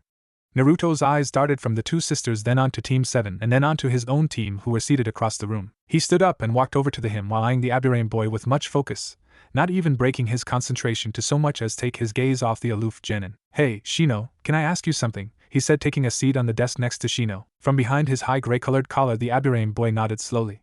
His thin-rimmed black glasses seemed to be glued to his face, for they did not move an inch when he moved his head. What is it? I presume that you have come to me in order to discuss the topic of our Jonin sensei. Shino's eyebrows shot up above his dark specs, correct? The boy was awfully perceptive, but Naruto had expected as much from a person from the Aburame clan. He did not look at Naruto, only away, as if he was avoiding the blonde's eyes. Wow, you hit the nail right on the head. Didn't expect you to answer before I had a chance to ask. But getting to the point, you do know of our sensei, correct? Yes, in fact I've heard a multitude of stories about her skill, particularly her mastery in the art of genjutsu, Shino replied in a neutral tone. He brought his hand up and adjusted his glasses. Why, are you expecting anything of her? There he went again, predicting what he was about to say before he even said it. Actually yes, I am, and I am also expecting out of you and Hinata as well. This caused the usually distant boy to show some interest. He turned his full gaze onto Naruto, apparently drawn fully into the conversation by subtle alacrity, and uttered one word, elaborate. Don't read too much into it. All that is meant is that I can see that you along with Hinata have skills that will prove to be both valuable and irreplaceable in the future, so to curtail. I'm glad to have you on our team, Naruto said nonchalantly. Your words are much appreciated. I myself am satisfied with you and Hinata as my teammates as well, Shino said. Naruto figured that he could get along with Shino. As stoic and shadowy as the boy was, he was still just that, a boy. And no boy, no matter how odd they may seem, could be completely unsociable. Naruto then took that thought back as the image of a certain Uchiha flashed in his mind. Naruto really hadn't expected Shino to open up so easily, however, but it didn't matter at the time, as long as he had lightened up the mood with his teammate. As he had made a slight connection with one teammate, he was pleased. However, one remained, and there she was timidly walking up to both him and Shino. Hinata slowly crept up to the two boys. Naruto today for some reason had changed. He seemed more confident than he was the day before. It reminded her of the day she first met him, when he had stood up to her father. Although she only had a brief conversation with him that day, he said something to her that she would remember for many years to come in the future. The words he said she still remembered. But you just got to know how to speak to them. His words still rang in her mind, a constant reminder of why she admired him so much. His confidence, his demeanor and his charisma, they had all returned back to their former glory just like on that day. His character wasn't just what she admired as well, shallow as it may be, his physical features had become her daily eye candy. Most of the time she would stare at him for what seemed to her like hours, although it was only a period of time abundant in brevity. But her infatuation with Naruto was nothing whimsical. At times Hinata herself contemplated on whether or not her attraction to Naruto was just mere infatuation. To her it felt like more than some schoolgirl crush. It wasn't like the attraction that some of the females in her class had with Uchiha Sasuke. It was more than that. She just knew, and hopefully she hoped that one day Naruto too would one day feel the same way towards her. But until then, idle fraternization she would have to settle for. Ayano, I was wondering, she began in her usual low tone. Her voice, however, was cut off by the dry grind of the door opening to reveal a black-haired woman standing in its rectangular frame. She wore a white and red dress that stopped at the high point of her thighs, was very beautiful. The most outstanding feature about her was her piercing red eyes, that almost seemed to bore into a person. She opened her mouth and said, "Teammate, meet me in training ground 19 in 10 minutes, before disappearing in a cloud of smoke. Well, I guess that was Karinai, she seems interesting," Naruto said before getting up to leave. He gave Sanai and Kono one final wave. However, they did not respond, for they were lost in deep emotional adversity. He went against any decisions to solace them and just went on his way. Shino stood as well and walked out as well, with Hinata slowly following behind. Indeed, she is an interesting one, the bug user said as he followed Naruto to the roof. On the training field, Karinai didn't waste any time getting to the training field. Although she didn't show it in the class before, she was actually excited about getting herself a team. Given that she had never been assigned a team before, she felt as though she could handle this team correctly. It seemed to her that she had actually gotten lucky, but for now she would test them. She had purposely given them a period of 10 minutes to get to training ground 19. She knew that it would take more than just 10 minutes for a genin to get there, most likely closer to 20 minutes. She just wanted to assess their speed before she got started. Underneath a large tree, she sat, enjoying the brief moment of peace before her team came here. The leaves loomed over her entire being, casting a cool shadow that saved her from the heat of the sun. The feeling it brought flowed throughout her body, giving her otherwise dry skin a break, and it allowed her to think clearly. Who did she have? Let's see, there was that Aburame. His clan's techniques utilized bugs to their every advantage. Although a very distant clan in Konoha, their prowess was well noted throughout the village. Some ways recognized their power better than others. She had only gotten to see an Aburame in battle a handful of times, but what she saw when they did was always surprising and in some ways disturbing. He would prove to be a beneficial asset to her team. Then there was Hyuga Hinata, the daughter of the current Hyuga clan head, Hyuga Hayashi, and next in line to take the position of leadership. Karinai herself had interacted with her many times in the past. She was a timid little thing. She had much potential, and although she used her family's gentle fist style of fighting diffidently, she showed much promise. If only her self-esteem issue would stop getting in her way, she might actually be able to improve herself, but it wasn't her fault. Karinai blamed her father for the way Hinata turned out. His coldness and harsh actions toward his daughter turned her into the shy girl she was now. She thought of herself as a failure, and what was worse was that her father agreed with her. The thought of it sickened her, and she knew that Hinata's confidence was something that she had to work on with the girl. Lastly, there was the Uzumaki, Kyubi's jailer. She didn't know what to think of this boy actually. She was never one of those ignorant villagers who thought of Naruto as the Kyubi himself. Never would she stoop to such a low mindset. But she couldn't help but feel that he was hiding something. Whether or not he even knew of the Kyubi's existence was still unknown. He seemed strong, however. Would he be able to work with the other two on his team? Many rumors surrounded the boy, some saying that he was hiding his true power and that he was a ruthless fighter. That one's a mystery, she said to herself. Which one's a mystery? Said a voice. Karinai's eyes widened when she looked up and saw Naruto standing upside down on a branch. He had a jaunty expression plastered on his face. For a moment the wind blew and Karinai said nothing. Well, he said, raising a brow. Karinai just sat surprised. There should have been no way that he could have gotten there so quickly. She herself had gotten there in little under 2 minutes. So for him to get there and approach her without her noticing was unnatural for a child his age. Why you? How did you get here so fast? She asked. That doesn't matter right now. I have someone who's here and wants to speak to you. Who could possibly dash? She cut herself off when she noticed an ANBU with a slightly modified tiger mask walk from behind the tree. What the hell is this? She asked. Karinai-sensei, this is Yuji Saito, my future ANBU captain. Karinai almost stopped thinking for a moment. The fact that he just ANBU meant that he was stronger than he let on, most maybe even stronger than she was. The concept of being weaker than a genin was a bit surprising. In fact, it was mind-boggling. There should have been no way that this boy could possibly attain ANBU rank. Still, Karinai sat and said nothing, dumbfounded by what might actually be reality. I had expected a reaction like that. There should still be more than 15 minutes before everyone else gets here, so you should use the time wisely and listen to Saito here has to say. Karinai just nodded with her lower lip hanging off like she was an idiot. Saito then took over from there, promptly informing Karinai of Naruto's situation and how he was to become an ANBU by next year.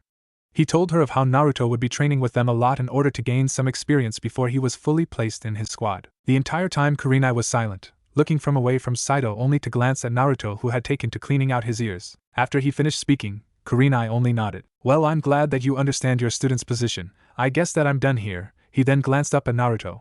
And I'll be expecting you afterward. Yeah, Naruto said, not even bothering to look at his captain, completely focused on excavating the cave that he called his ear. With that, Saito bowed and walked behind the tree. When Karinai looked to see if he was still there, her eyes widened, for he was gone. How do they do that? Naruto said, finishing her question for her. Yeah, I'm still trying to figure that one out for myself. Karinai eyed the boy carefully. It was true, she had gotten lucky.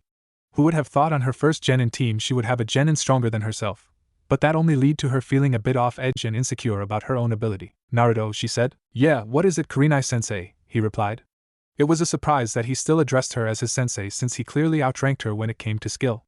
However, she swallowed whatever injured pride that may have attempted to show its head and asked him a question. What is it that you did to get so strong? Oh, it wasn't really just me. I got some help from our Hokage.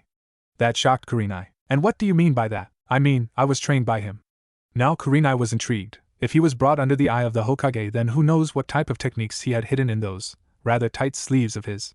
She would have to make sure to tell him to get some different clothing. If not, then he had better be prepared to run from a couple dozen girls every day. Since I was 7 years old, he trained me, taught me everything I know. And yet I still don't know how the ANBU do that vanishing thing. Interesting. Well, you can tell me more later, because I think that your teammates have finally arrived, and a bit earlier than I expected. Shino was tired, to say the least. He had actually pushed himself to make that 10-minute mark, whatever his sensei was trying to achieve by making him and Hinata rush to such a far-away training ground. He had no clue. Behind him a badly winded Hinata followed, dragging her feet against the dusky ground. Shino, isn't that and Naruto sitting next to Karinai-sensei? Shino, who had been looking at the ground the entire time, paused and looked up. Indeed, was Naruto sitting next to their sensei, staring into the sky as if he had been there for a long time and was bored. The boy's finely tuned intellect caused his mind to race to the one question that sprung up. How did he get here so quickly? He said between breaths. I don't know, he must be really fast, Hinata muttered. As the both of them approached the large tree, Karinai motioned for them to come over. Well, you two look tired. Did you have a hard time getting here? Karinai asked. A small but noticeable vein popped up on Shino's head. Hardly, I would just rather take my time. Karinai then giggled. Oh, then why are you breathing so hard? I'd rather not speak about it, Shino said as he hid away beneath his large collar. Naruto let out a loud chuckle and Hinata herself suppressed a chuckle, although it was rather hard to laugh when you were as tired as she was. As Karinai looked her team up and down, she smiled warmly. It seems as if she had gotten really lucky this first time. A Hyuga, an Aburame, and the ever-present mystery that was her most interesting pupil, Uzumaki Naruto. Yep, she had gotten really lucky. As of now, Karinai was very pleased. The awaiting looks on the faces of her students' faces brought a smile to the red-eyed beauty's lips.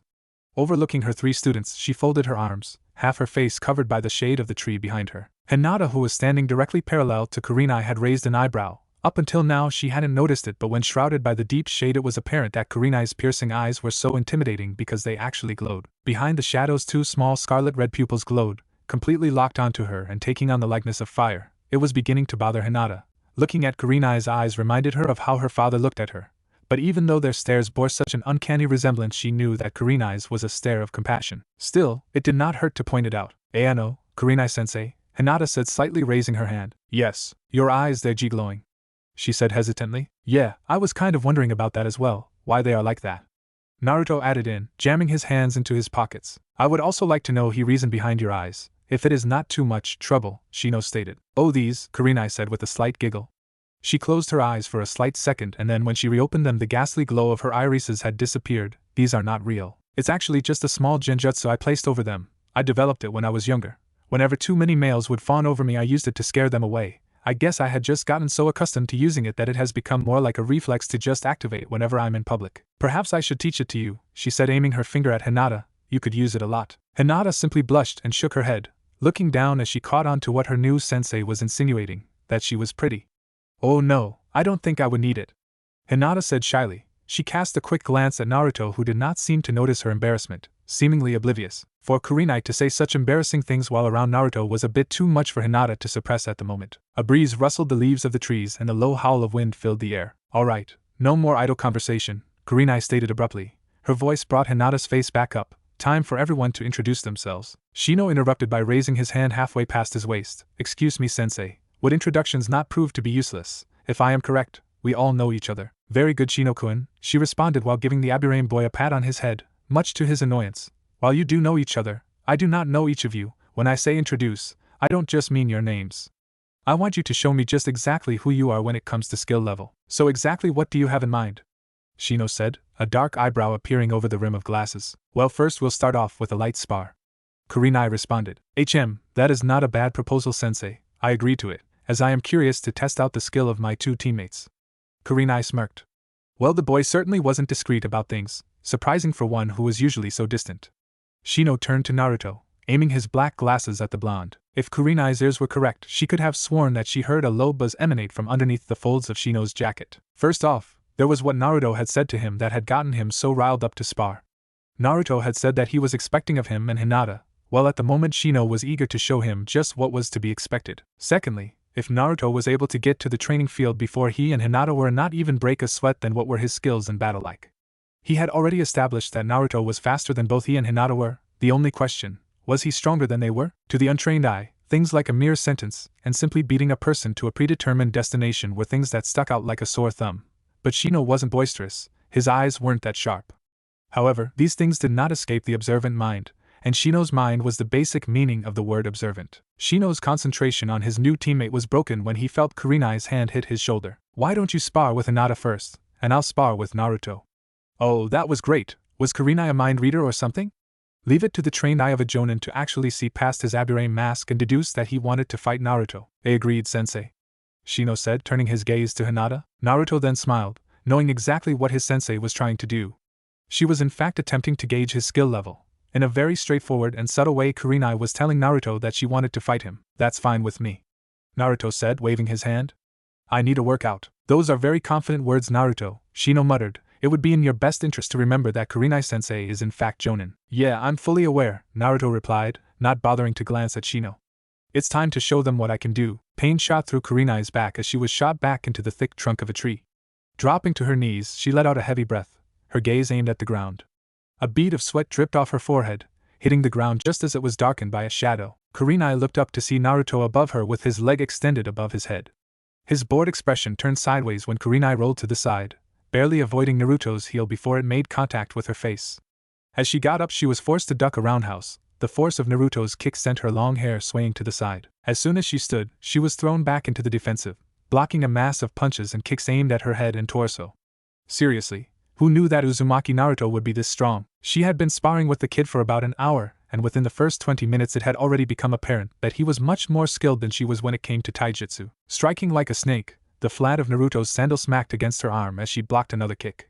He wasn't done, however. Spinning around, Naruto slid his foot back onto the ground and aimed a backhand at her face.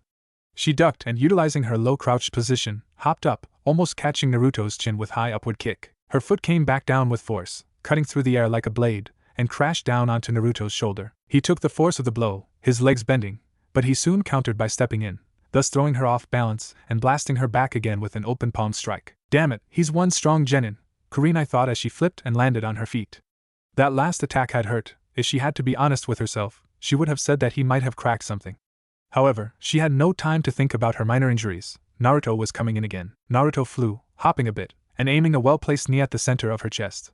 Karinai caught it and twisted so that he would lose his balance. Her plan worked for the most part.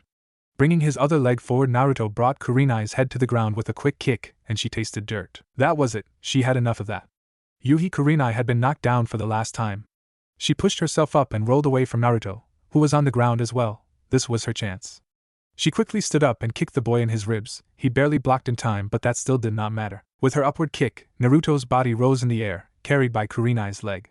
He let out a small grunt and was tossed backward as Karinai stepped and struck with an open palm. Just as Hinata's attention was drawn to the battle between Naruto and Karinai, the blonde had hit the ground. Naruto! For the most part, Hinata had not seen the spar between her crush and sensei. Her attention was centered fully on Shino, whose taijutsu to her surprise was better than what she had expected. He blocked most of her strikes, only slipping a few times when she managed to land a hit on him. It was after 5 minutes into their spar that she noticed that Shino was distracted. He kept looking off to the side, turning his head as she aimed a juken strike, and every time his eyes were looking toward Naruto and Karinai-sensei's spar. It was odd for an Aburame to seem distracted. They never got distracted. Shino moved in. Hinata dodged a strike, his arm flying past her ear. Hinata, huh, was Shino whispering to her? More importantly, was Shino whispering something to her in the middle of their spar? The sunlight hit his glasses, causing them to coruscate, shining bright light into her eyes, forcing her to close them. Hinata, look at Naruto. Suddenly, opening her eyes, Hinata blinked rapidly. Shino was still in front of her, however. His arm had fallen back to his side and he was standing straight with his hands in his pockets. What do you mean? Hinata asked. A thin layer of sweat laced her skin and her question was asked between heavy breaths. Look at how he's fighting, he's matching Karinai punch for punch. That shouldn't be right. Back at the academy, Naruto only demonstrated that he had a basic grasp of the academy-style taijutsu. Now, he's fighting on what looks like par with Karinai-sensei, and look at his movements. Those are academy-taught moves. He's using a completely different technique. Shino was right, Naruto's movements were drastically different from what she had seen in the academy. His strikes were quicker, his reflexes faster as well. It was as if his entire knowledge of taijutsu had completely evolved in the blink of an eye. But how was this possible? Shino was, as ashamed as he was to say it, flummoxed, confused. Was Naruto hiding something that allowed him to gain this strength? A small tingle of relief entered Shino. He soon realized that if it had been him to fight Naruto from the beginning, he would have clearly been overtaken. Okay, let's stop, Karinai said, and she let out a tired sigh. Her face was covered in bruises from hitting the ground so many times. Naruto, on the other hand, had little but a scratch on his entire body. Hinata and Shino had both stopped sparring. They stood silently in the middle of the clearing, as if struck by awe. Although, given the display of skill that Naruto had just shown, Karinai would not be surprised if they were both surprised. With 2 waves of her arm, Karinai called to 2 over. She then turned back to Naruto. Naruto, let me ask you a question. The blonde raised an eyebrow. Fire away, he responded nonchalantly. Karinai nodded. It was obvious that Naruto was in no way fatigued by that light spar. Karinai's breathing, on the other hand, was a little bit more than heavy. By this time it was obvious that Naruto could outclass her when it came to physical combat. His attacks were too swift, his strikes too strong, but as strong as he may have been, Karinai was still sure that she held her superiority over him when it came to the more mysterious techniques of the shinobi. While we were sparring, you showed no attempt to hide your prowess from Shino and Hinata. Tell me, are you comfortable with having your skill exposed? Naruto smiled. He was hoping that someone would ask that question. Actually, I'm quite fine with letting people see my power now that I have permission from our Hokage. Excuse me? Before I became an official nin of the village, when I began my training with the Sandaime, I had to make a promise. A vow saying that I was not to show my true strength, unless I was given permission specifically from the Hokage himself. Naruto then chuckled, and just yesterday I was given the okay to show what I could do, and as you have already seen, I'm perfectly comfortable with people seeing my power. Was all that Karinai said.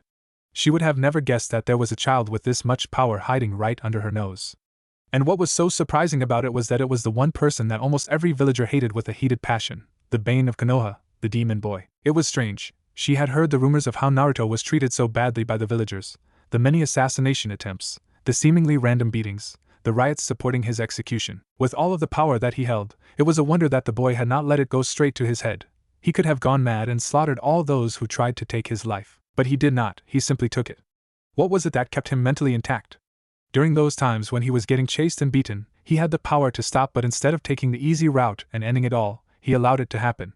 Sometimes, she heard, he would go missing and show up weeks later a bloody mess. What was it that he thought about during those life and death situations that helped him control himself and not retaliate? Truly, he was a mystery, and now that mystery was her student, and hers to unravel. She would have to make sure that she solved a puzzle that was Uzumaki Naruto. Making his way over with Hinata, the usually taciturn Shino said aloud, "Naruto, may I ask you a quick question?" Naruto mentally sighed. Another question, how fun.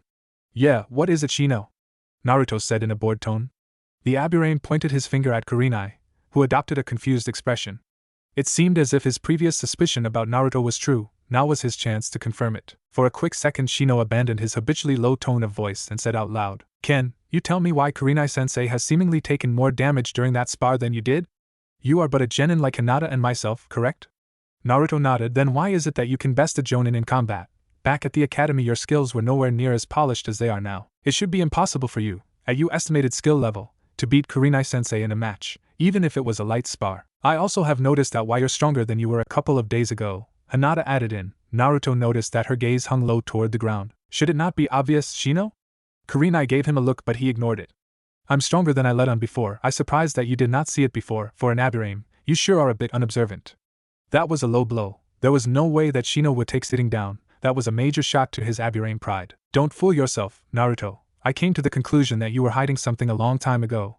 I simply wanted you to confirm it." "Really?" Naruto said smugly. "Yes, but just to be sure that you are not blowing up your own power." He paused. "Would you allow me to spar with you?" "That's fine with me," Naruto said. He could use another warm-up. Karinai sighed. "Boy, this will be quick." What the hell are those things?" Sanai asked as she hid behind a tree for cover. She clenched her teeth when she felt the tree budge hard, as if something large had stuck it. Where the hell was Kono? She couldn't do this by herself. Right off the bat, Sanai had deduced that Anko was insane. As soon as they had reached their training ground, well, if the Forest of Death could even be called a training ground. Honestly, what type of sensei brings her first two pupils to the most dangerous location in the entire village? Apparently Mitarashi Anko, taking a deep breath before hopping onto a branch above her, avoiding another attack by those bizarre snakes that seemed to just live in Anko's sleeves. She heard the crack of a branch being ripped apart just as she hit the thick brown branch above her. She remembered her first impression of her sensei. That happy-go-lucky facial expression was so disarming. At first she thought, oh, this lady doesn't look too bad. Well, it didn't please her to know that she was wrong. Upon meeting them both, Anko had told them to follow her to their training ground. When she asked where the training ground was, all Anko did was tell her not to worry about it. "It'll be fun," Anko said. Well, some fun. So much for having a nice, laid-back sensei who would let them train at their own pace. For the past hour, Anko had been training them into the ground. From her position on the branch, Sanai glanced at the ground of the forest floor. It was dark and covered in greenery. Small cylindrical rays of light pierced the dense canopy, bringing in minimum light onto the floor. Scanning the ground behind her, Sanai's eyes narrowed. Was that a sound? A rustle of leaves, perhaps? Directly underneath her, a large fern was moving a bit oddly, even against the light breeze of the forest. Her eyes narrowed as another sound penetrated the silence of the forest, and she peered into a dark patch of shadow created by the many bushes. Hisses. Oh damn! She knew what that sound meant. Her thoughts were confirmed when a pair of golden, slitted eyes opened with an audible click, and the pick maw of a brown and black striped snake came rushing at her. Later, as expected, Anko's arm came rising out of the bush, and she poked her head out, smiling. "You better dodge or you'll die. These snakes are venomous." Venomous! Sanai yelled in surprise. That wasn't good. There was a deadly snake heading her way. She was exhausted, and her sister was nowhere to be found. Yay, what fun. As the hiss grew loud, Sanai prepared her legs to jump out of the way. That would be the plan if she wasn't so tired. She let out a squeal as the gleaming fangs of the snake approached. "Don't worry, I've got you covered." Then there was a flash of blue and black, and before Sanai knew it, her sister, Kono, was in the air with her foot connected to the head of the rather vicious snake. The reptile let out a loud hiss of pain as Kono kicked it back at its owner, who by the way wasn't there anymore. "Kono, watch out!" Sanai yelled, witnessing her sensei appear behind her sister. With renewed energy, Sanai pumped chakra into her legs, springing off of the tree branch and down at Anko with as much speed as she could muster up. The snake, still attached to Anko's arm, swung back up and caught Sanai in midair. She struggled, but it was of no use. Now Anko was able to concentrate on Kono. She grabbed her by the back of her shirt and hung her in the air. She turned, and with a small grunt, Anko flung Kono, causing the girl to go into a series of backflips until she smacked her back against the trunk of a tree. Sticking to the trunk like gum, Kono glanced at her sensei's face. Was she smiling? Oh, now she got it. This was like playtime for her. Kono let out a low groan, a tiny, almost indiscernible murmur before the world went black and she fell onto a wide branch directly underneath her. "Kono!" Sanai said, but she was cut off mid-sentence when she found herself being caught by gravity. The odd sensation of falling filled her stomach. Ground came closer, rushing to meet her and Anko. Anko landed on her feet, a feather falling from the sky. Sanai, on the other hand, had a landing a bit less than comfortable. As soon as Anko hit the ground, Sanai was released by her sensei's weapon and thrown to the ground, from which she landed on her butt and rolled backwards until she lay flat on her stomach. "Ow, that hurt," Sanai yelled. "A lot," she finished off lamely while rubbing her bottom. She squeaked when a pair of feet with shin guards crashed down in front of her. "You fail!" Anko's harsh voice caused Sanai to cover her ears. "It was such a simple task and you both failed," she said loudly. The body of Anko's snake then retracted back into the sleeve of her trench coat. What do you mean by simple?" Sanai asked, sitting up, the look on her sensei's face fierce, like the snake she previously controlled. "Why, you were chucking snakes at us," Anko squatted, bringing her face closer to Sanai's. "And so what if you still failed? All I said was that you two were to work together and retrieve the dango stick from me. I never said that I would let you take it so easily. You failed and that's that. You did not retrieve this stick from my dash." Anko brought her hand up to the spiky bun of hair atop her head in which she had stuck the dango stick through, and her eyes widened. "Head?" Feeling around a bit more, her eyes widened as she noticed the absence of a certain small piece of wood. The dango stick was gone. No, this was all wrong. She could have sworn that she skewered that bun of hair with her dango stick, but where was it? Had it fallen during her descent to the ground, or maybe while she was kicking her two students' asses? No, it couldn't have fallen. She made sure that she was extra careful when moving so that her dango stick would not fall out. "What gives? Where's my stick?" She froze when she heard Sanai giggle. "Oh, looks like we didn't fail after all." "What?" With a shaky arm, Sanai pointed up to the branch where her unconscious sister lay. Only half of her body could be seen, as she was barely on the branch. Her arm hung limply off the wood, swaying back and forth, and clutched between her fingers was a long needle-like piece of wood. "The dango stick," Anko gasped. "When did she?" When you threw her into the tree. When you turned in midair and flung her. For a split second she was above your head. That was when she swiped it. We had both agreed that I would act as a diversion while you were coming for one of us and get your attention, and then that was when she would grab it." She coughed, cleared her throat, and continued. "But unfortunately, those snakes of yours was a hindrance to us, and in every way possible. It was impeding our plan's progress, but they did help us by giving us an opening. So in other words, when I was grabbed and you flung Kono, you actually gave Kono an opening to grab your dango stick." Right now Anko was a little surprised. She hadn't expected these two to actually get the stick. Really, she didn't even expect the two sisters to last as long as they did, let alone pass the challenge. It seems as if they were full of surprises. Oh, she would have fun training these two. Well, I'll be darned, then I guess you both passed, congrats. But for now, how about we stop right now? I think I threw your sister a little too hard. So I'll take her to the hospital. Good, so does that mean that I can sleep? Anko nodded. Thank heavens, Sanai said, letting her head drop and hit the ground pretty hard. You can sleep here, but that doesn't guarantee that I'll come back to get you, and there are some pretty big beasts that live in this forest, HM? It was no good. There was a light snore from Sanai. She had already went to sleep. Wow, she must have been pretty exhausted. Anyway, she looked toward the branch where Kono still hung loosely. Time to get you to the hospital. Shino fell to his knees, releasing a loud groan. His breathing was strained, and then the rim of his collar was darkened, stained by the massive amount of sweat dripping from his face. Well, he had accomplished his goal. He fought with Naruto and, as expected, got his ass handed to him. A shadow cast itself over him, providing him with an aegis against the sun's rays. Looking up, he saw Naruto standing there with an expression of equanimity. Have you had enough? Because if you haven't, I can keep going on, Naruto said. Well, as of now, Shino could do two things. One, he could accept defeat and retire from the spar, or two, he could persevere and keep trying to face Naruto. Not only was Shino perceptive, but he was also smart as well. However, it did not take someone as smart as he to realize that, the way he was now, he didn't stand a chance against the blonde powerhouse. The odds were stacked against him. First of all, he was seriously tired, and secondly, Naruto wasn't. Throughout the entire spar, Naruto hadn't even broken a sweat. Just what the hell was he? Naruto extended his hand out, an end to the match coming to meet Shino. Looks like he would not have to quit. Naruto would end it for him. Taking his hand, Shino pulled himself up, and Naruto, he said between huffs, how did you get so strong? Why do you want to know? Naruto asked. He then shook his hair wildly, a golden lion's mane. It was devoid of any perspiration since he had not dropped a bead of sweat. There was nothing but dry air flying from those unruly locks. It is astounding to me as to how you have acquired so much skill and prowess, and yet you are the same age as I. Tell me, what is it that you did to get to your current level? If you don't mind, yes, I would like to know. I'll tell you that at a different time. Trust me, you'll find out soon enough. Now why don't we go join Karinai and Hinata? Naruto said with a smile. Fine, Shino said with a slight flutter of breath in his speech. As the two boys walked/limped back to Karinai and Hinata, Shino's breathing began to hasten. Are you alright? Naruto asked. You're breathing pretty hard. At first there was no response from Shino. Yes, I am fine, I'm just feeling a little light headache. Ugh. His words died off as Shino's legs gave way and he dropped to the ground, unconscious. Shino? Karinai said. Shino-kun. Hinata then followed up. They both ran up to Shino's not prone body. Naruto had already taken his pulse. Don't worry, he's fine, just exhausted. I guess I hit him on the head a little too hard. Releasing a sigh of relief, Hinata let go of the collar of her jacket.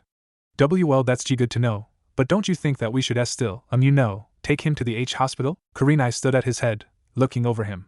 You're right, that's probably the best course of action right now. That little bump on the head you gave him, Naruto, might actually be something more severe. It would be best if we want to avoid a pejorative situation. After all, we wouldn't want that little bump showing up weeks later during a mission, now would we? Hi! Both Naruto and Hinata responded. Wow, she was surprised that Naruto still treated her like his superior, even though he was stronger than she. That was good though, scrupulous behavior like that would earn him some brownie points. Good, now let's go. Karinai said as she scooped the Shino into her arms. Catch up you two, okay? Hi! With that she disappeared from sight in a swirl of leaves, a classic exit. Naruto then turned to Hinata. Why was he looking at her like that? Was there something on her face? She stood, eyes wide in anticipation, and she hoped that he would say something to her, because she knew that she certainly wouldn't. Well, let's go, shall we? Naruto said, extending a hand toward her.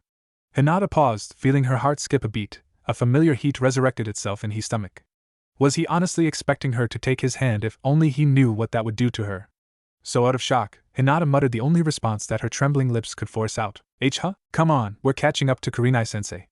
Naruto grabbed Hinata by the hand, turning his head so that he was now pulling her. Hinata let out a loud squeak and his arm dropped, pulled down by some unknown avoirdupois, and it felt like dead weight. When he turned back around, he found Hinata sprawled on the ground unconscious. Her hand was still clutching his despite her being in that state. Sighing, he squatted by her. It seems that she was still the same scared little girl she was when Naruto had first met her. Really, she was just too shy for her own good. With an annoyed expression and an arched eyebrow, Naruto scratched his head. She did not just faint. As much he didn't want to believe it, and as many times he repeated the phrase in his head, the truth was still right there in front of him. She really did just faint. That would not go over well with him. Specifically, it was annoying. I touch her hand and she faints. Great, he said. Hinata, he said, giving her cheeks a few soft slaps to the face. Upon further inspection he saw that her cheeks were hot and florid. 2 light pink patches on her cheeks gave her face an innocent quality. It was milliseconds later that Naruto came upon the empirical conclusion pertaining to what those pink patches were. Is she blushing?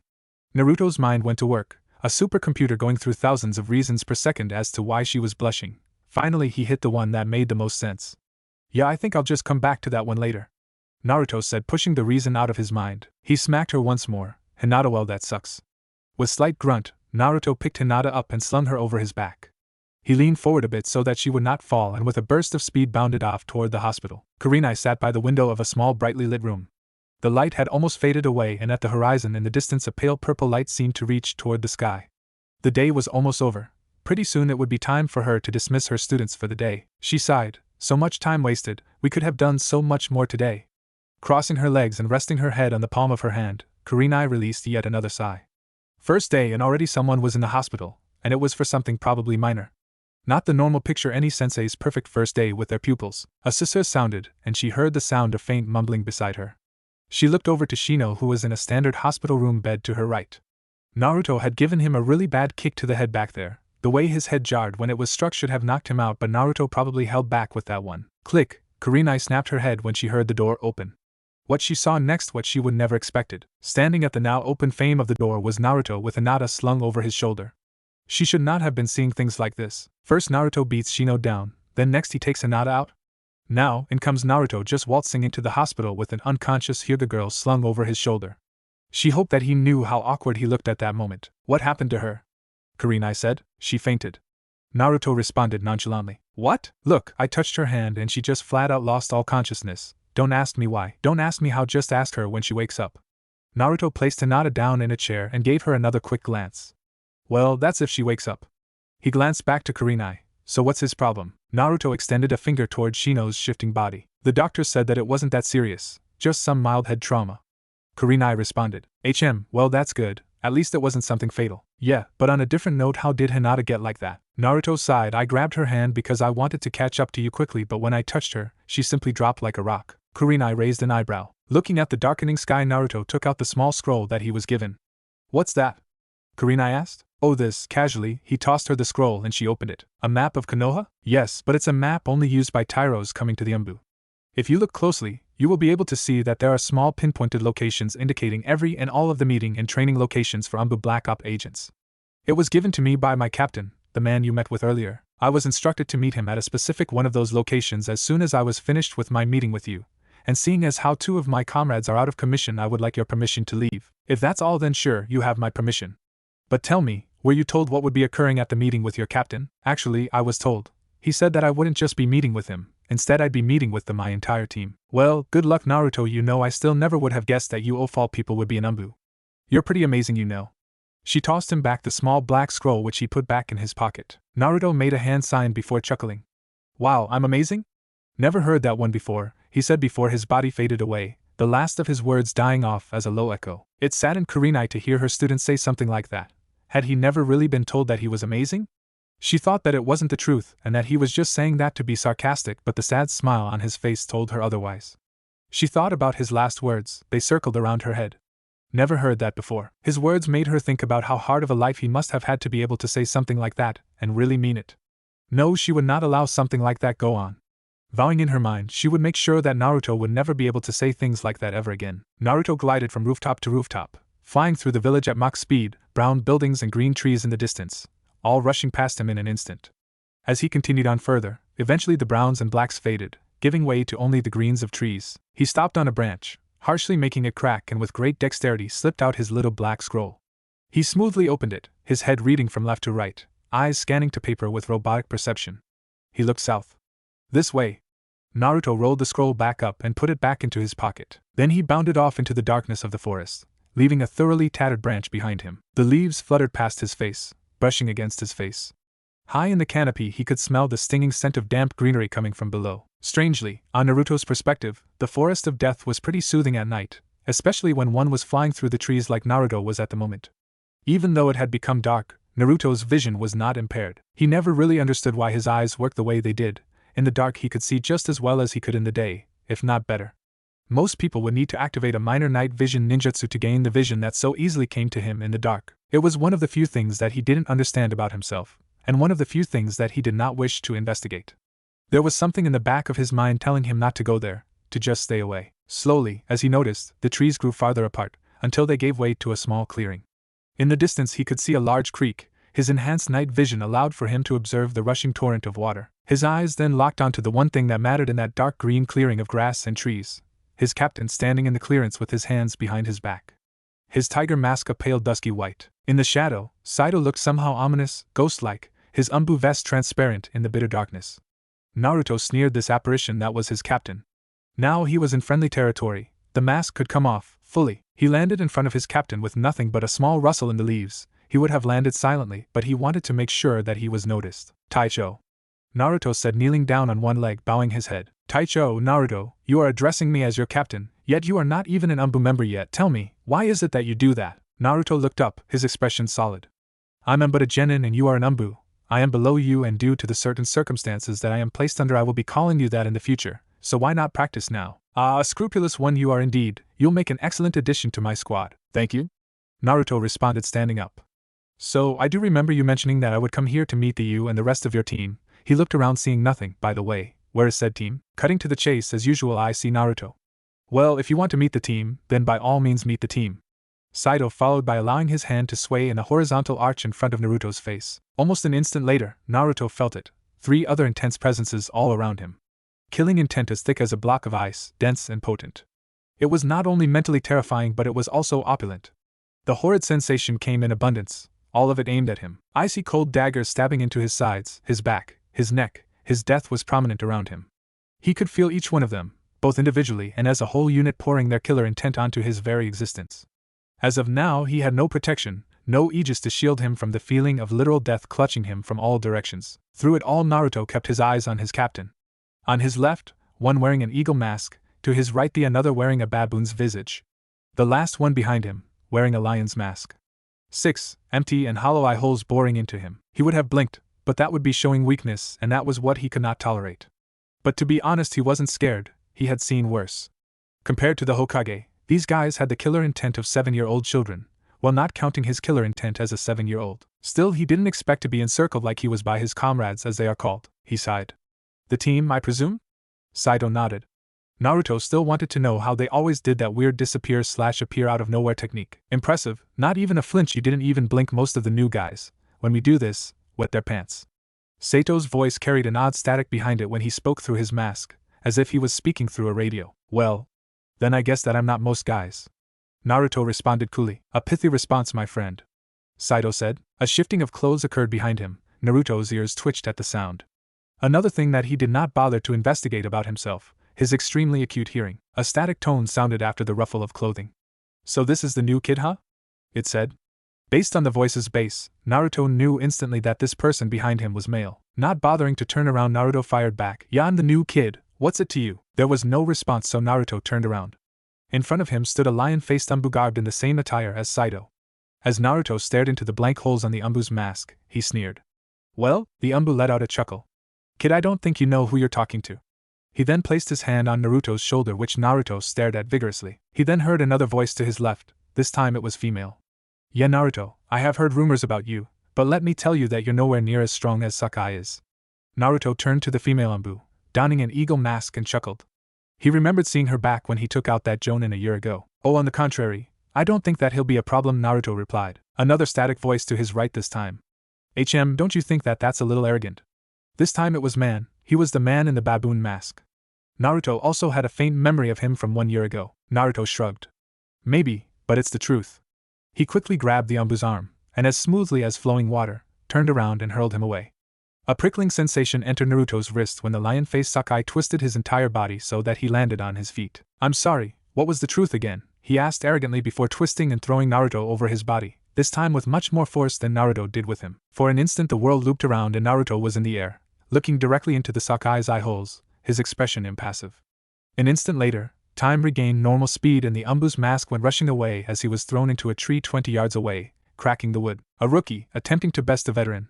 Who the hell did this kid think he was? Walking up to Naruto's now upside-down body, embedded into a tree, the ANBU knelt down so that his face was level with Naruto's. Listen to me, he said, holding Naruto by the side of his head. Don't you ever do that again. If you do, I'll kill you. A glob of spit to his shiny mask was Naruto's response. You brat, you're dead now. Once again, like his captain, this ANBU was showing a lot of emotion. He must have been really strong. He pulled his fist back preparing to strike, then, surprisingly, he stopped, thrown off by an odd sensation in the back of his head. The finely polished blade of a kunai stuck out of the ANBU's skull, blood pouring from the wound. Nausea crept over him as he keeled over and yelled in pain, closing his eyes behind his mask. He opened them. Believe it or not, he was standing in front of Naruto, who was standing as well, a smirk on his face. His voice trailed off, making his confusion apparent. That, my friend, was a genjutsu, Naruto said, elaborating for the lion-faced ANBU. He was taken back. What genjutsu? When was he ever placed within the confines of said technique? It made no sense at all, no more sense than having your head impaled by a kunai, and then one blink later being completely untouched. When did you? His voice trailed off, replaced by a low groan of stupor. The flummoxed ANBU folded his arms and turned to his comrades. Was I really? When they all nodded, he turned back to Naruto. Naruto raised one finger. It's simple, really. You see, you never threw me into that tree over there, he said, pointing to the tree that Sakai thought that he tossed the boy into. By then you were already in my trap. What trap? When did you activate it? Technically, I did not activate it, you did. It's a basic genjutsu, a personal creation of mine, where whoever looks into the eyes of the user when he casts the genjutsu gets instantly pulled into it. It works with distance as well. The closer the eye contact is, the more powerful the genjutsu is and the less chakra I have to expend sustaining it. And since I caught you at point-blank range, I had to use little to no chakra at all. That was probably the reason why you didn't detect it. Sakai went over what just happened in his mind. Naruto said that he had been caught at point-blank range. If that's so, then, that can only mean that their faces were a mere inches apart. That meant, so you hit me with it when I threw you? Correct, was Naruto's response. Even though I never hit the tree, I was thrown, and that's when I hit you with it. Bastard, but meh, that was fair. I'm Yuji Sakai. Naruto turned his head to his captain. Yuji, my brother, Saito said with a dismissive wave. Naruto turned to the other two ANBU who introduced themselves as Shimatui. In the baboon mask and in the eagle mask was the only female member of the team, Harino Yukari. Naruto questioned the name. Did you say Harino? Naruto said, now noticing the stream of flowing hot pink hair behind the outline of Yukari's mask. Naruto surprised himself at how late he had picked it up. For someone as observant as he one would think that he would have noticed something as obvious as hair color. Yes, I said Haruno. She responded, holding up a few locks of her pink hair. An ANBU from the Haruno clan, no offense but I never thought there were any. I thought that the only nin in your clan, unfortunately, was Haruno Sakura. None taken, I'm well aware of my clan's status as a non-shinobi inhabited clan. In fact, me and my younger cousin Sakura are the only two. Wait, do you know her? Unfortunately, yes. I see. I know she can be a bit bombastic with her passions at times, but forgive her, she's only a young girl. Yukari said with a chuckle.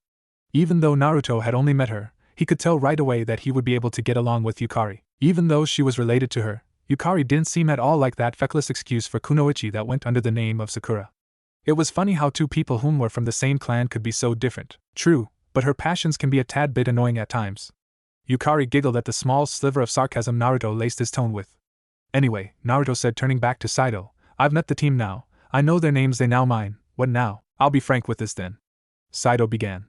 I have received orders from the third himself saying that we are to patrol the outer perimeter of Konoha, meaning during this patrol, nobody should be inside the village. We are to remain outside until tomorrow, and return in the morning. Sakai, you take to the west, to the east, Yukari and I will head south, and that leaves you, Naruto, to cover the north. We are each to head in our separate directions, cut through the city and exit through the northern, southern, western and eastern gates. Is that all? Naruto asked. Oh, Naruto, I have a message from our Lord Hokage. He says that this is a test for you, to see how you will measure up in the actual field. He also says not to worry, this is one of the easier missions. That comment sparked a series of chuckles from the rest of the team, which caused Naruto to grumble. Geez, that's just like him. Whatever, is that everything? Naruto said, folding his arms. Yes, that's it, Saito said, tossing him a small black device. Radio? Naruto said, slipping it in his ear. Yes, we are all to stay within radio communication, and with a swift chopping motion he uttered one word, go. Then they were gone, leaving a single expanding ring of dust in their wake. How the hell do they do that? Naruto said, making a single hand sign before fading away. Moments later he appeared on the sturdy branch of a large tree. He was in the forest of death. He was to leave the village by cutting through and exiting through the northern gate. He had his orders and he was to follow them, no matter what. He was gone, bounding off the trees, and rapidly moving through the air. A blur of motion gliding through the darkness. Sanai snapped her eyes open. Okay, there was something wrong. First off, she could not see a thing, and in her mouth, she tasted something. Something awful, nasty. It tasted like crap, if that was what crap actually tasted like. But damn it, what the hell was this crap? As her vision returned, she noticed fine little black needles stick in front of her. That was weird, and why were they sideways? Upon further observation, she realized that those little needles were blades of grass, and the reason why they were sideways was because her head was on the ground. Her eyes clicked left, and right then up she gasped. She was still in the forest of death. She could see the outlines of twisting branches and every few seconds the rustling of leaves. The sounds of a myriad of animals permeated the air, screeches and squeals and couple of howls, some clicks and every now and then a growl. Some of them sounded, for the most part, not dangerous at all, while others, well, let's just say Sanai wasn't willing to investigate the sources of those sounds. Sitting up on her bottom, she rubbed her forehead, feeling a rather large bump. Ow, my head, tua. Well, now she knew just what that horrible taste was. As long as it wasn't crap, she was happy, but on the other hand, dirt was the tastiest of substances. Wait, was her spit brown? Wiping her tongue with her shirt and standing up, she looked around. It was dark, really dark. How long had she been asleep exactly? I can't believe Anko-sensei, she really left me. Next time I see her, I'm going to give her a piece of my mind. Her foot hit the ground, followed by her other one, but she stopped. Where am I? She said in a scared tone. It seems that she was now aware of the fact she was in the middle of the forest of death while it was dark. That wasn't good. Hello? She yelled out lamely, her legs shaking a little bit. Her answer was a series of howls and shrieks from the resident animals in the forest. She knelt down and squeaked. Great idea. Alert the killer animals in the forest that you're there. Not you. Brightest action. Sanai, dusting herself off, Sanai once again began walking through the forest. She could barely see a thing, and she couldn't remember the way Anko brought her into this stupid forest. Now how the hell was she supposed to get home? She yelped when a roar sounded off in the distance. Her pace quickened. Whatever that was, she didn't want to find out. Another howl. This time she screamed and broke out into a full sprint. The shallow and rapid sounds of her breath were the only things she heard, while excluding the loud patter of rapid footsteps behind her. Putting a little chakra into her step, she sprinted into an even faster run. Something was following her, and she did not like it. She was afraid. Letting out another scream, she leaped forth and placed herself among the treetops. She flew through the leaves like a little swallow afraid for its life, and that was exactly what she was, prey running from a predator. There was a crunch of several branches, each one getting closer to her, and seconds later another roar. Damn, whatever the hell this thing was, it was smart, and still following her. Frantic to get out of the forest, Sanai began leaping into air, above the treetops, in hopes of seeing which direction the village was. Where was it? Where was it? Had Anko really brought them out, this deep into the forest of death? While in midair, the dark tops of trees flew by underneath her until they rushed up to meet her, and she was back down among the branches. Still, that rather large thing was following her. Damn it! She tried once more, throwing herself above the canopy. Yes. This time she spotted it, the dark outline of the village to her right. Once again, Sanai went down into the trees, crossing her arms in front of her to shield her face just in case any branches decided to attack her. The branches came down fast. She saw one, small but sizable. It would be tricky to land on, but she was sure she could pull it off. As the branch came closer, she stuck one of her legs out. Bad idea. With a yelp, Sanai slipped forward off the branch, going into a fast plummet toward the ground. Before she knew it, air escaped her lungs and she was screaming with all her might. She couldn't help it. Fear did that to a person. Crack. She hit a branch, before going through several more branches that coincidentally softened, if you can even say the word softened, her landing. She landed on her side hard. Oh, my arm, that really hurt a dash. She was cut off by the sound of low growl. Her eyes snapped wide open. She had almost forgotten she was being followed by something. The sound came from in front of her, a low raspy growl sending chills up her spine. Anko sensei, if this is a joke, I'm not laughing. Then the sound of 4 paws lightly hitting the dirt came closer. This isn't funny anymore. A growl. Oh, okay, I admit I'm scared now. A roar. Sanai screamed. She held her hands up to her head and switched into the fetal position, her body shaking violently. 2 golden eyes opened in the darkness, staring directly at her, and behind them Sanai could see the faint outline of a large, rather feline body. She gasped and closed her eyes when a massive tiger came into view, its wide maw opened slightly so that Sanai could see its impressive array of teeth. That thing was huge, the biggest that she had ever seen in her life, and now the last. It brought its large muzzle to Sanai and sniffed the now whimpering girl. Please don't eat me. Please don't eat me, please don't eat me. Sanai continued her desperate mantra in hopes that the animal, by some unknown thaumaturgy, turn its head and decide against making her its meal. Someone save me, please, I am scared. She yelped when she felt the slimy surface of the tiger's tongue rub against her face, causing her to let out an awe of disgust and fear. Anyone please. That's when she was cut off by the sound of someone laughing high above her. Seconds later, she heard a thump and the tiger in front of her roar and moved back.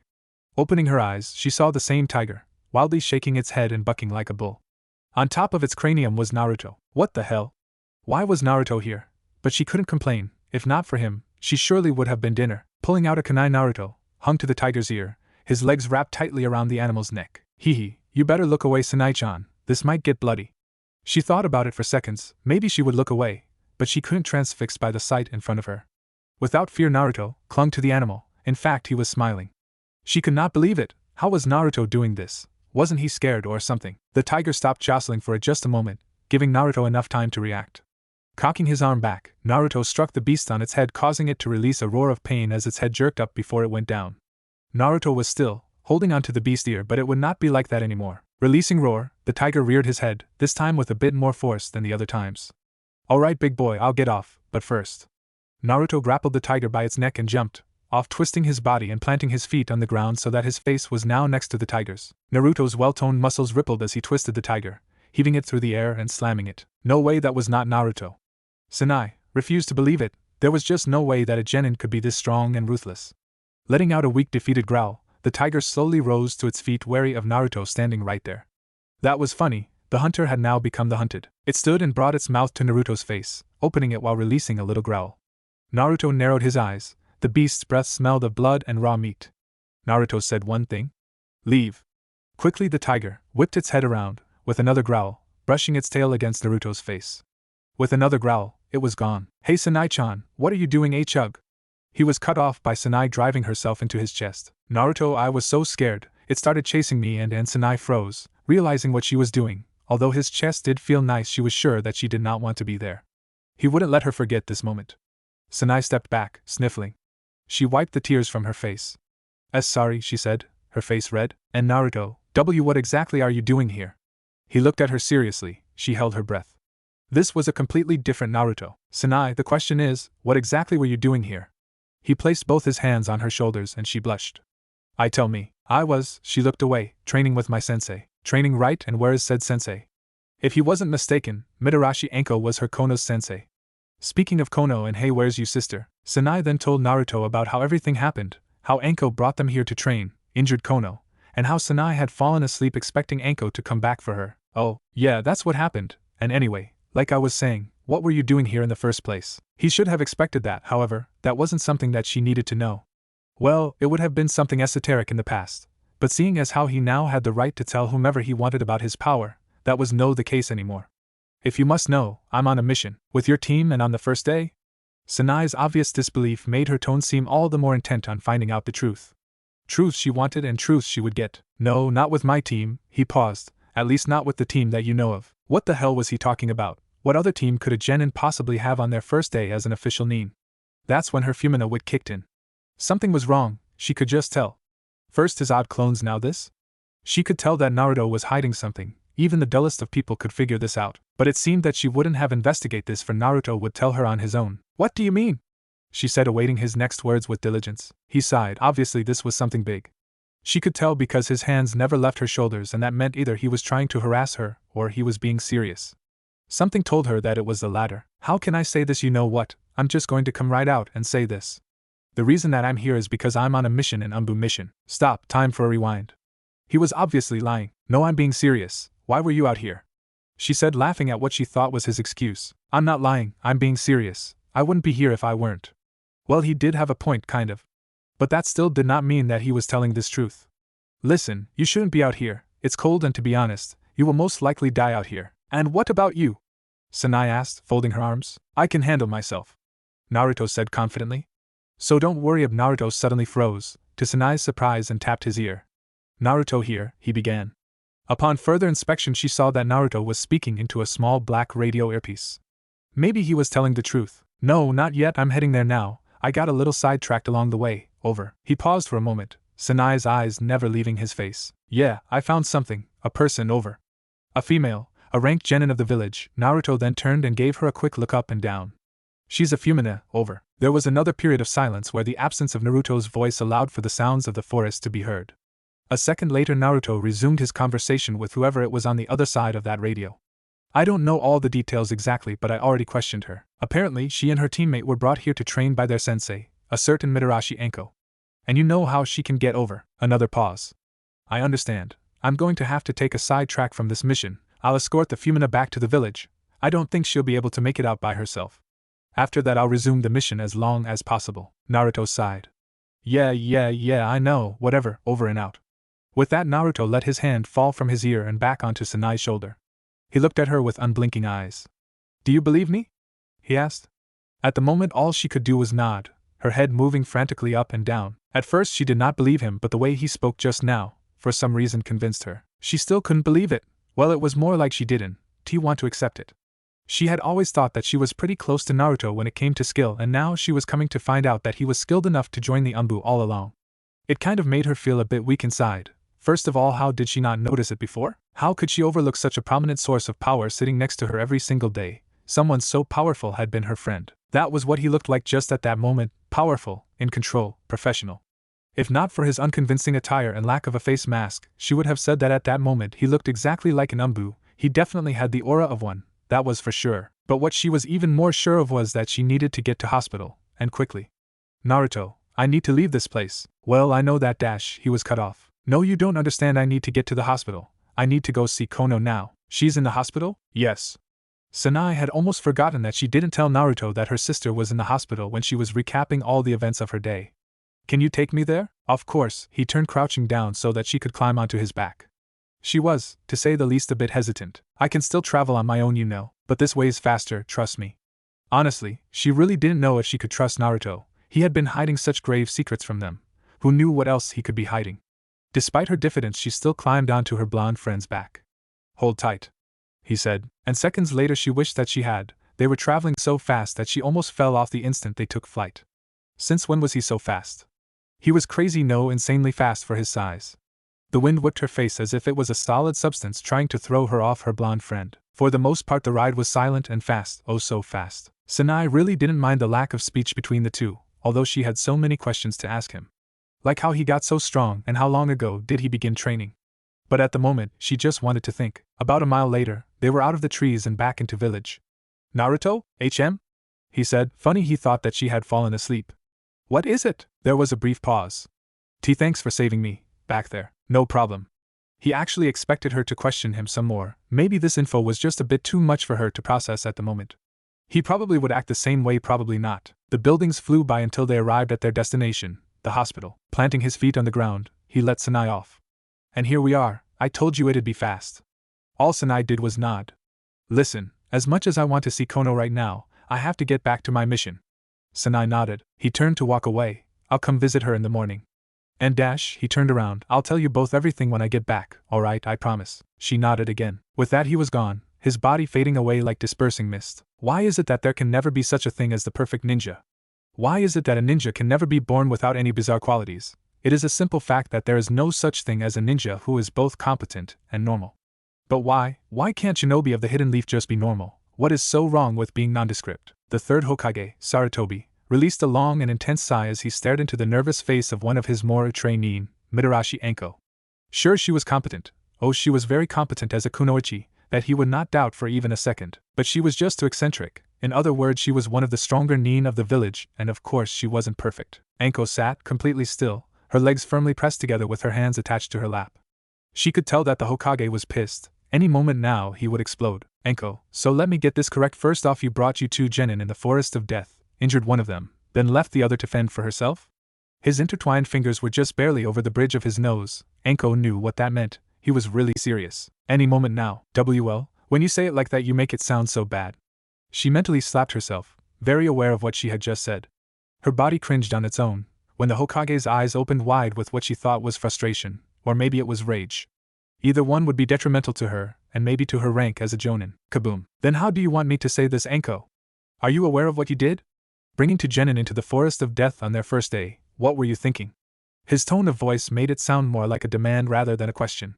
Most likely it was. To her it felt like he was commanding her to tell him. Behind him the night stood still, a blanket of black linen draped along the sky. His window was open, bringing in a rather chilly breeze. Perhaps that's what was making her cold, she hoped.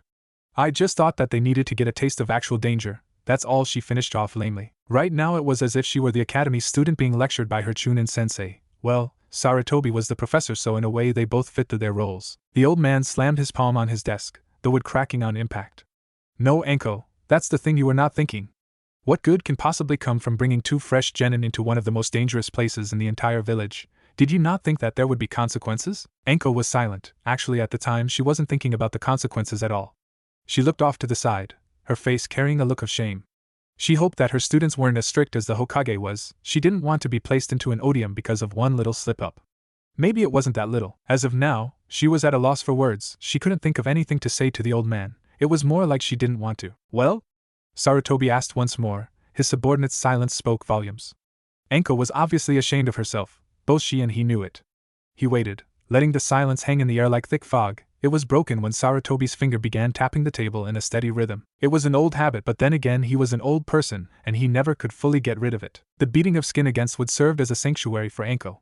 She concentrated on the sound, she absorbed it. Right now anything would be sufficient enough, she just needed something to take her mind away from the fierce glare Sarutobi was giving her. But then another sound broke the silence, drawing her conscience away from her self-induced concentration.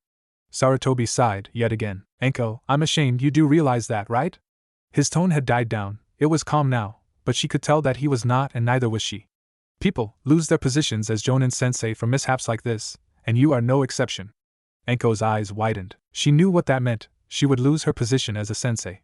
Okay, that wasn't good. She had never really practiced tergiversation before, but right now she would use it. Right now she needed to be deliberately ambiguous, either that or she would beg. No, please, Hokage-sama, this is my first team. I promise, just give me one more chance. I won't screw this up. And how do I know that you won't? The rasp in his voice made him sound slightly condescending. I will keep this under wraps, Anko, but I will not keep you as a sensei. However, I am not so sure that your two students will want to keep what you did completely esoteric. Now was definitely the time to beg. No. I can prove it to you, I can. Just give me one more chance, I will prove it to you. Silence. He raised one hand, promptly silencing her. When the silence ensued he could still hear her. Was she whimpering? Anko pressed her palms together, placing them over her head. He hadn't expected this.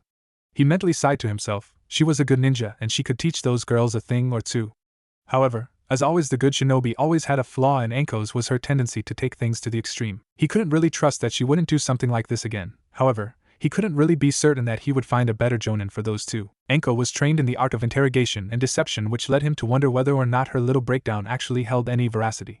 But nonetheless, she was the perfect Jonin for the two. If he recalled, her students were both Fuminas. He was very aware of the genius that the Fumina clan possessed, and it was because of their clan's intelligence that he thought Anko would be the perfect sensei for them. The intelligence of a Fumina plus the art of deception equaled one dangerous nin, or in this case two. But maybe he was wrong. Anko's whimpering ceased, and she did the unexpected. With her hands still placed above her head, Anko dropped to her knees, dipping her head down. Sarutobi could only see the top of her spiky bun sticking up over the edge of his desk. He heard one simple word, "Please." That must have been hard to do, especially for Anko. He was convinced now, she really meant it. Anko had never once thought of getting to her knees for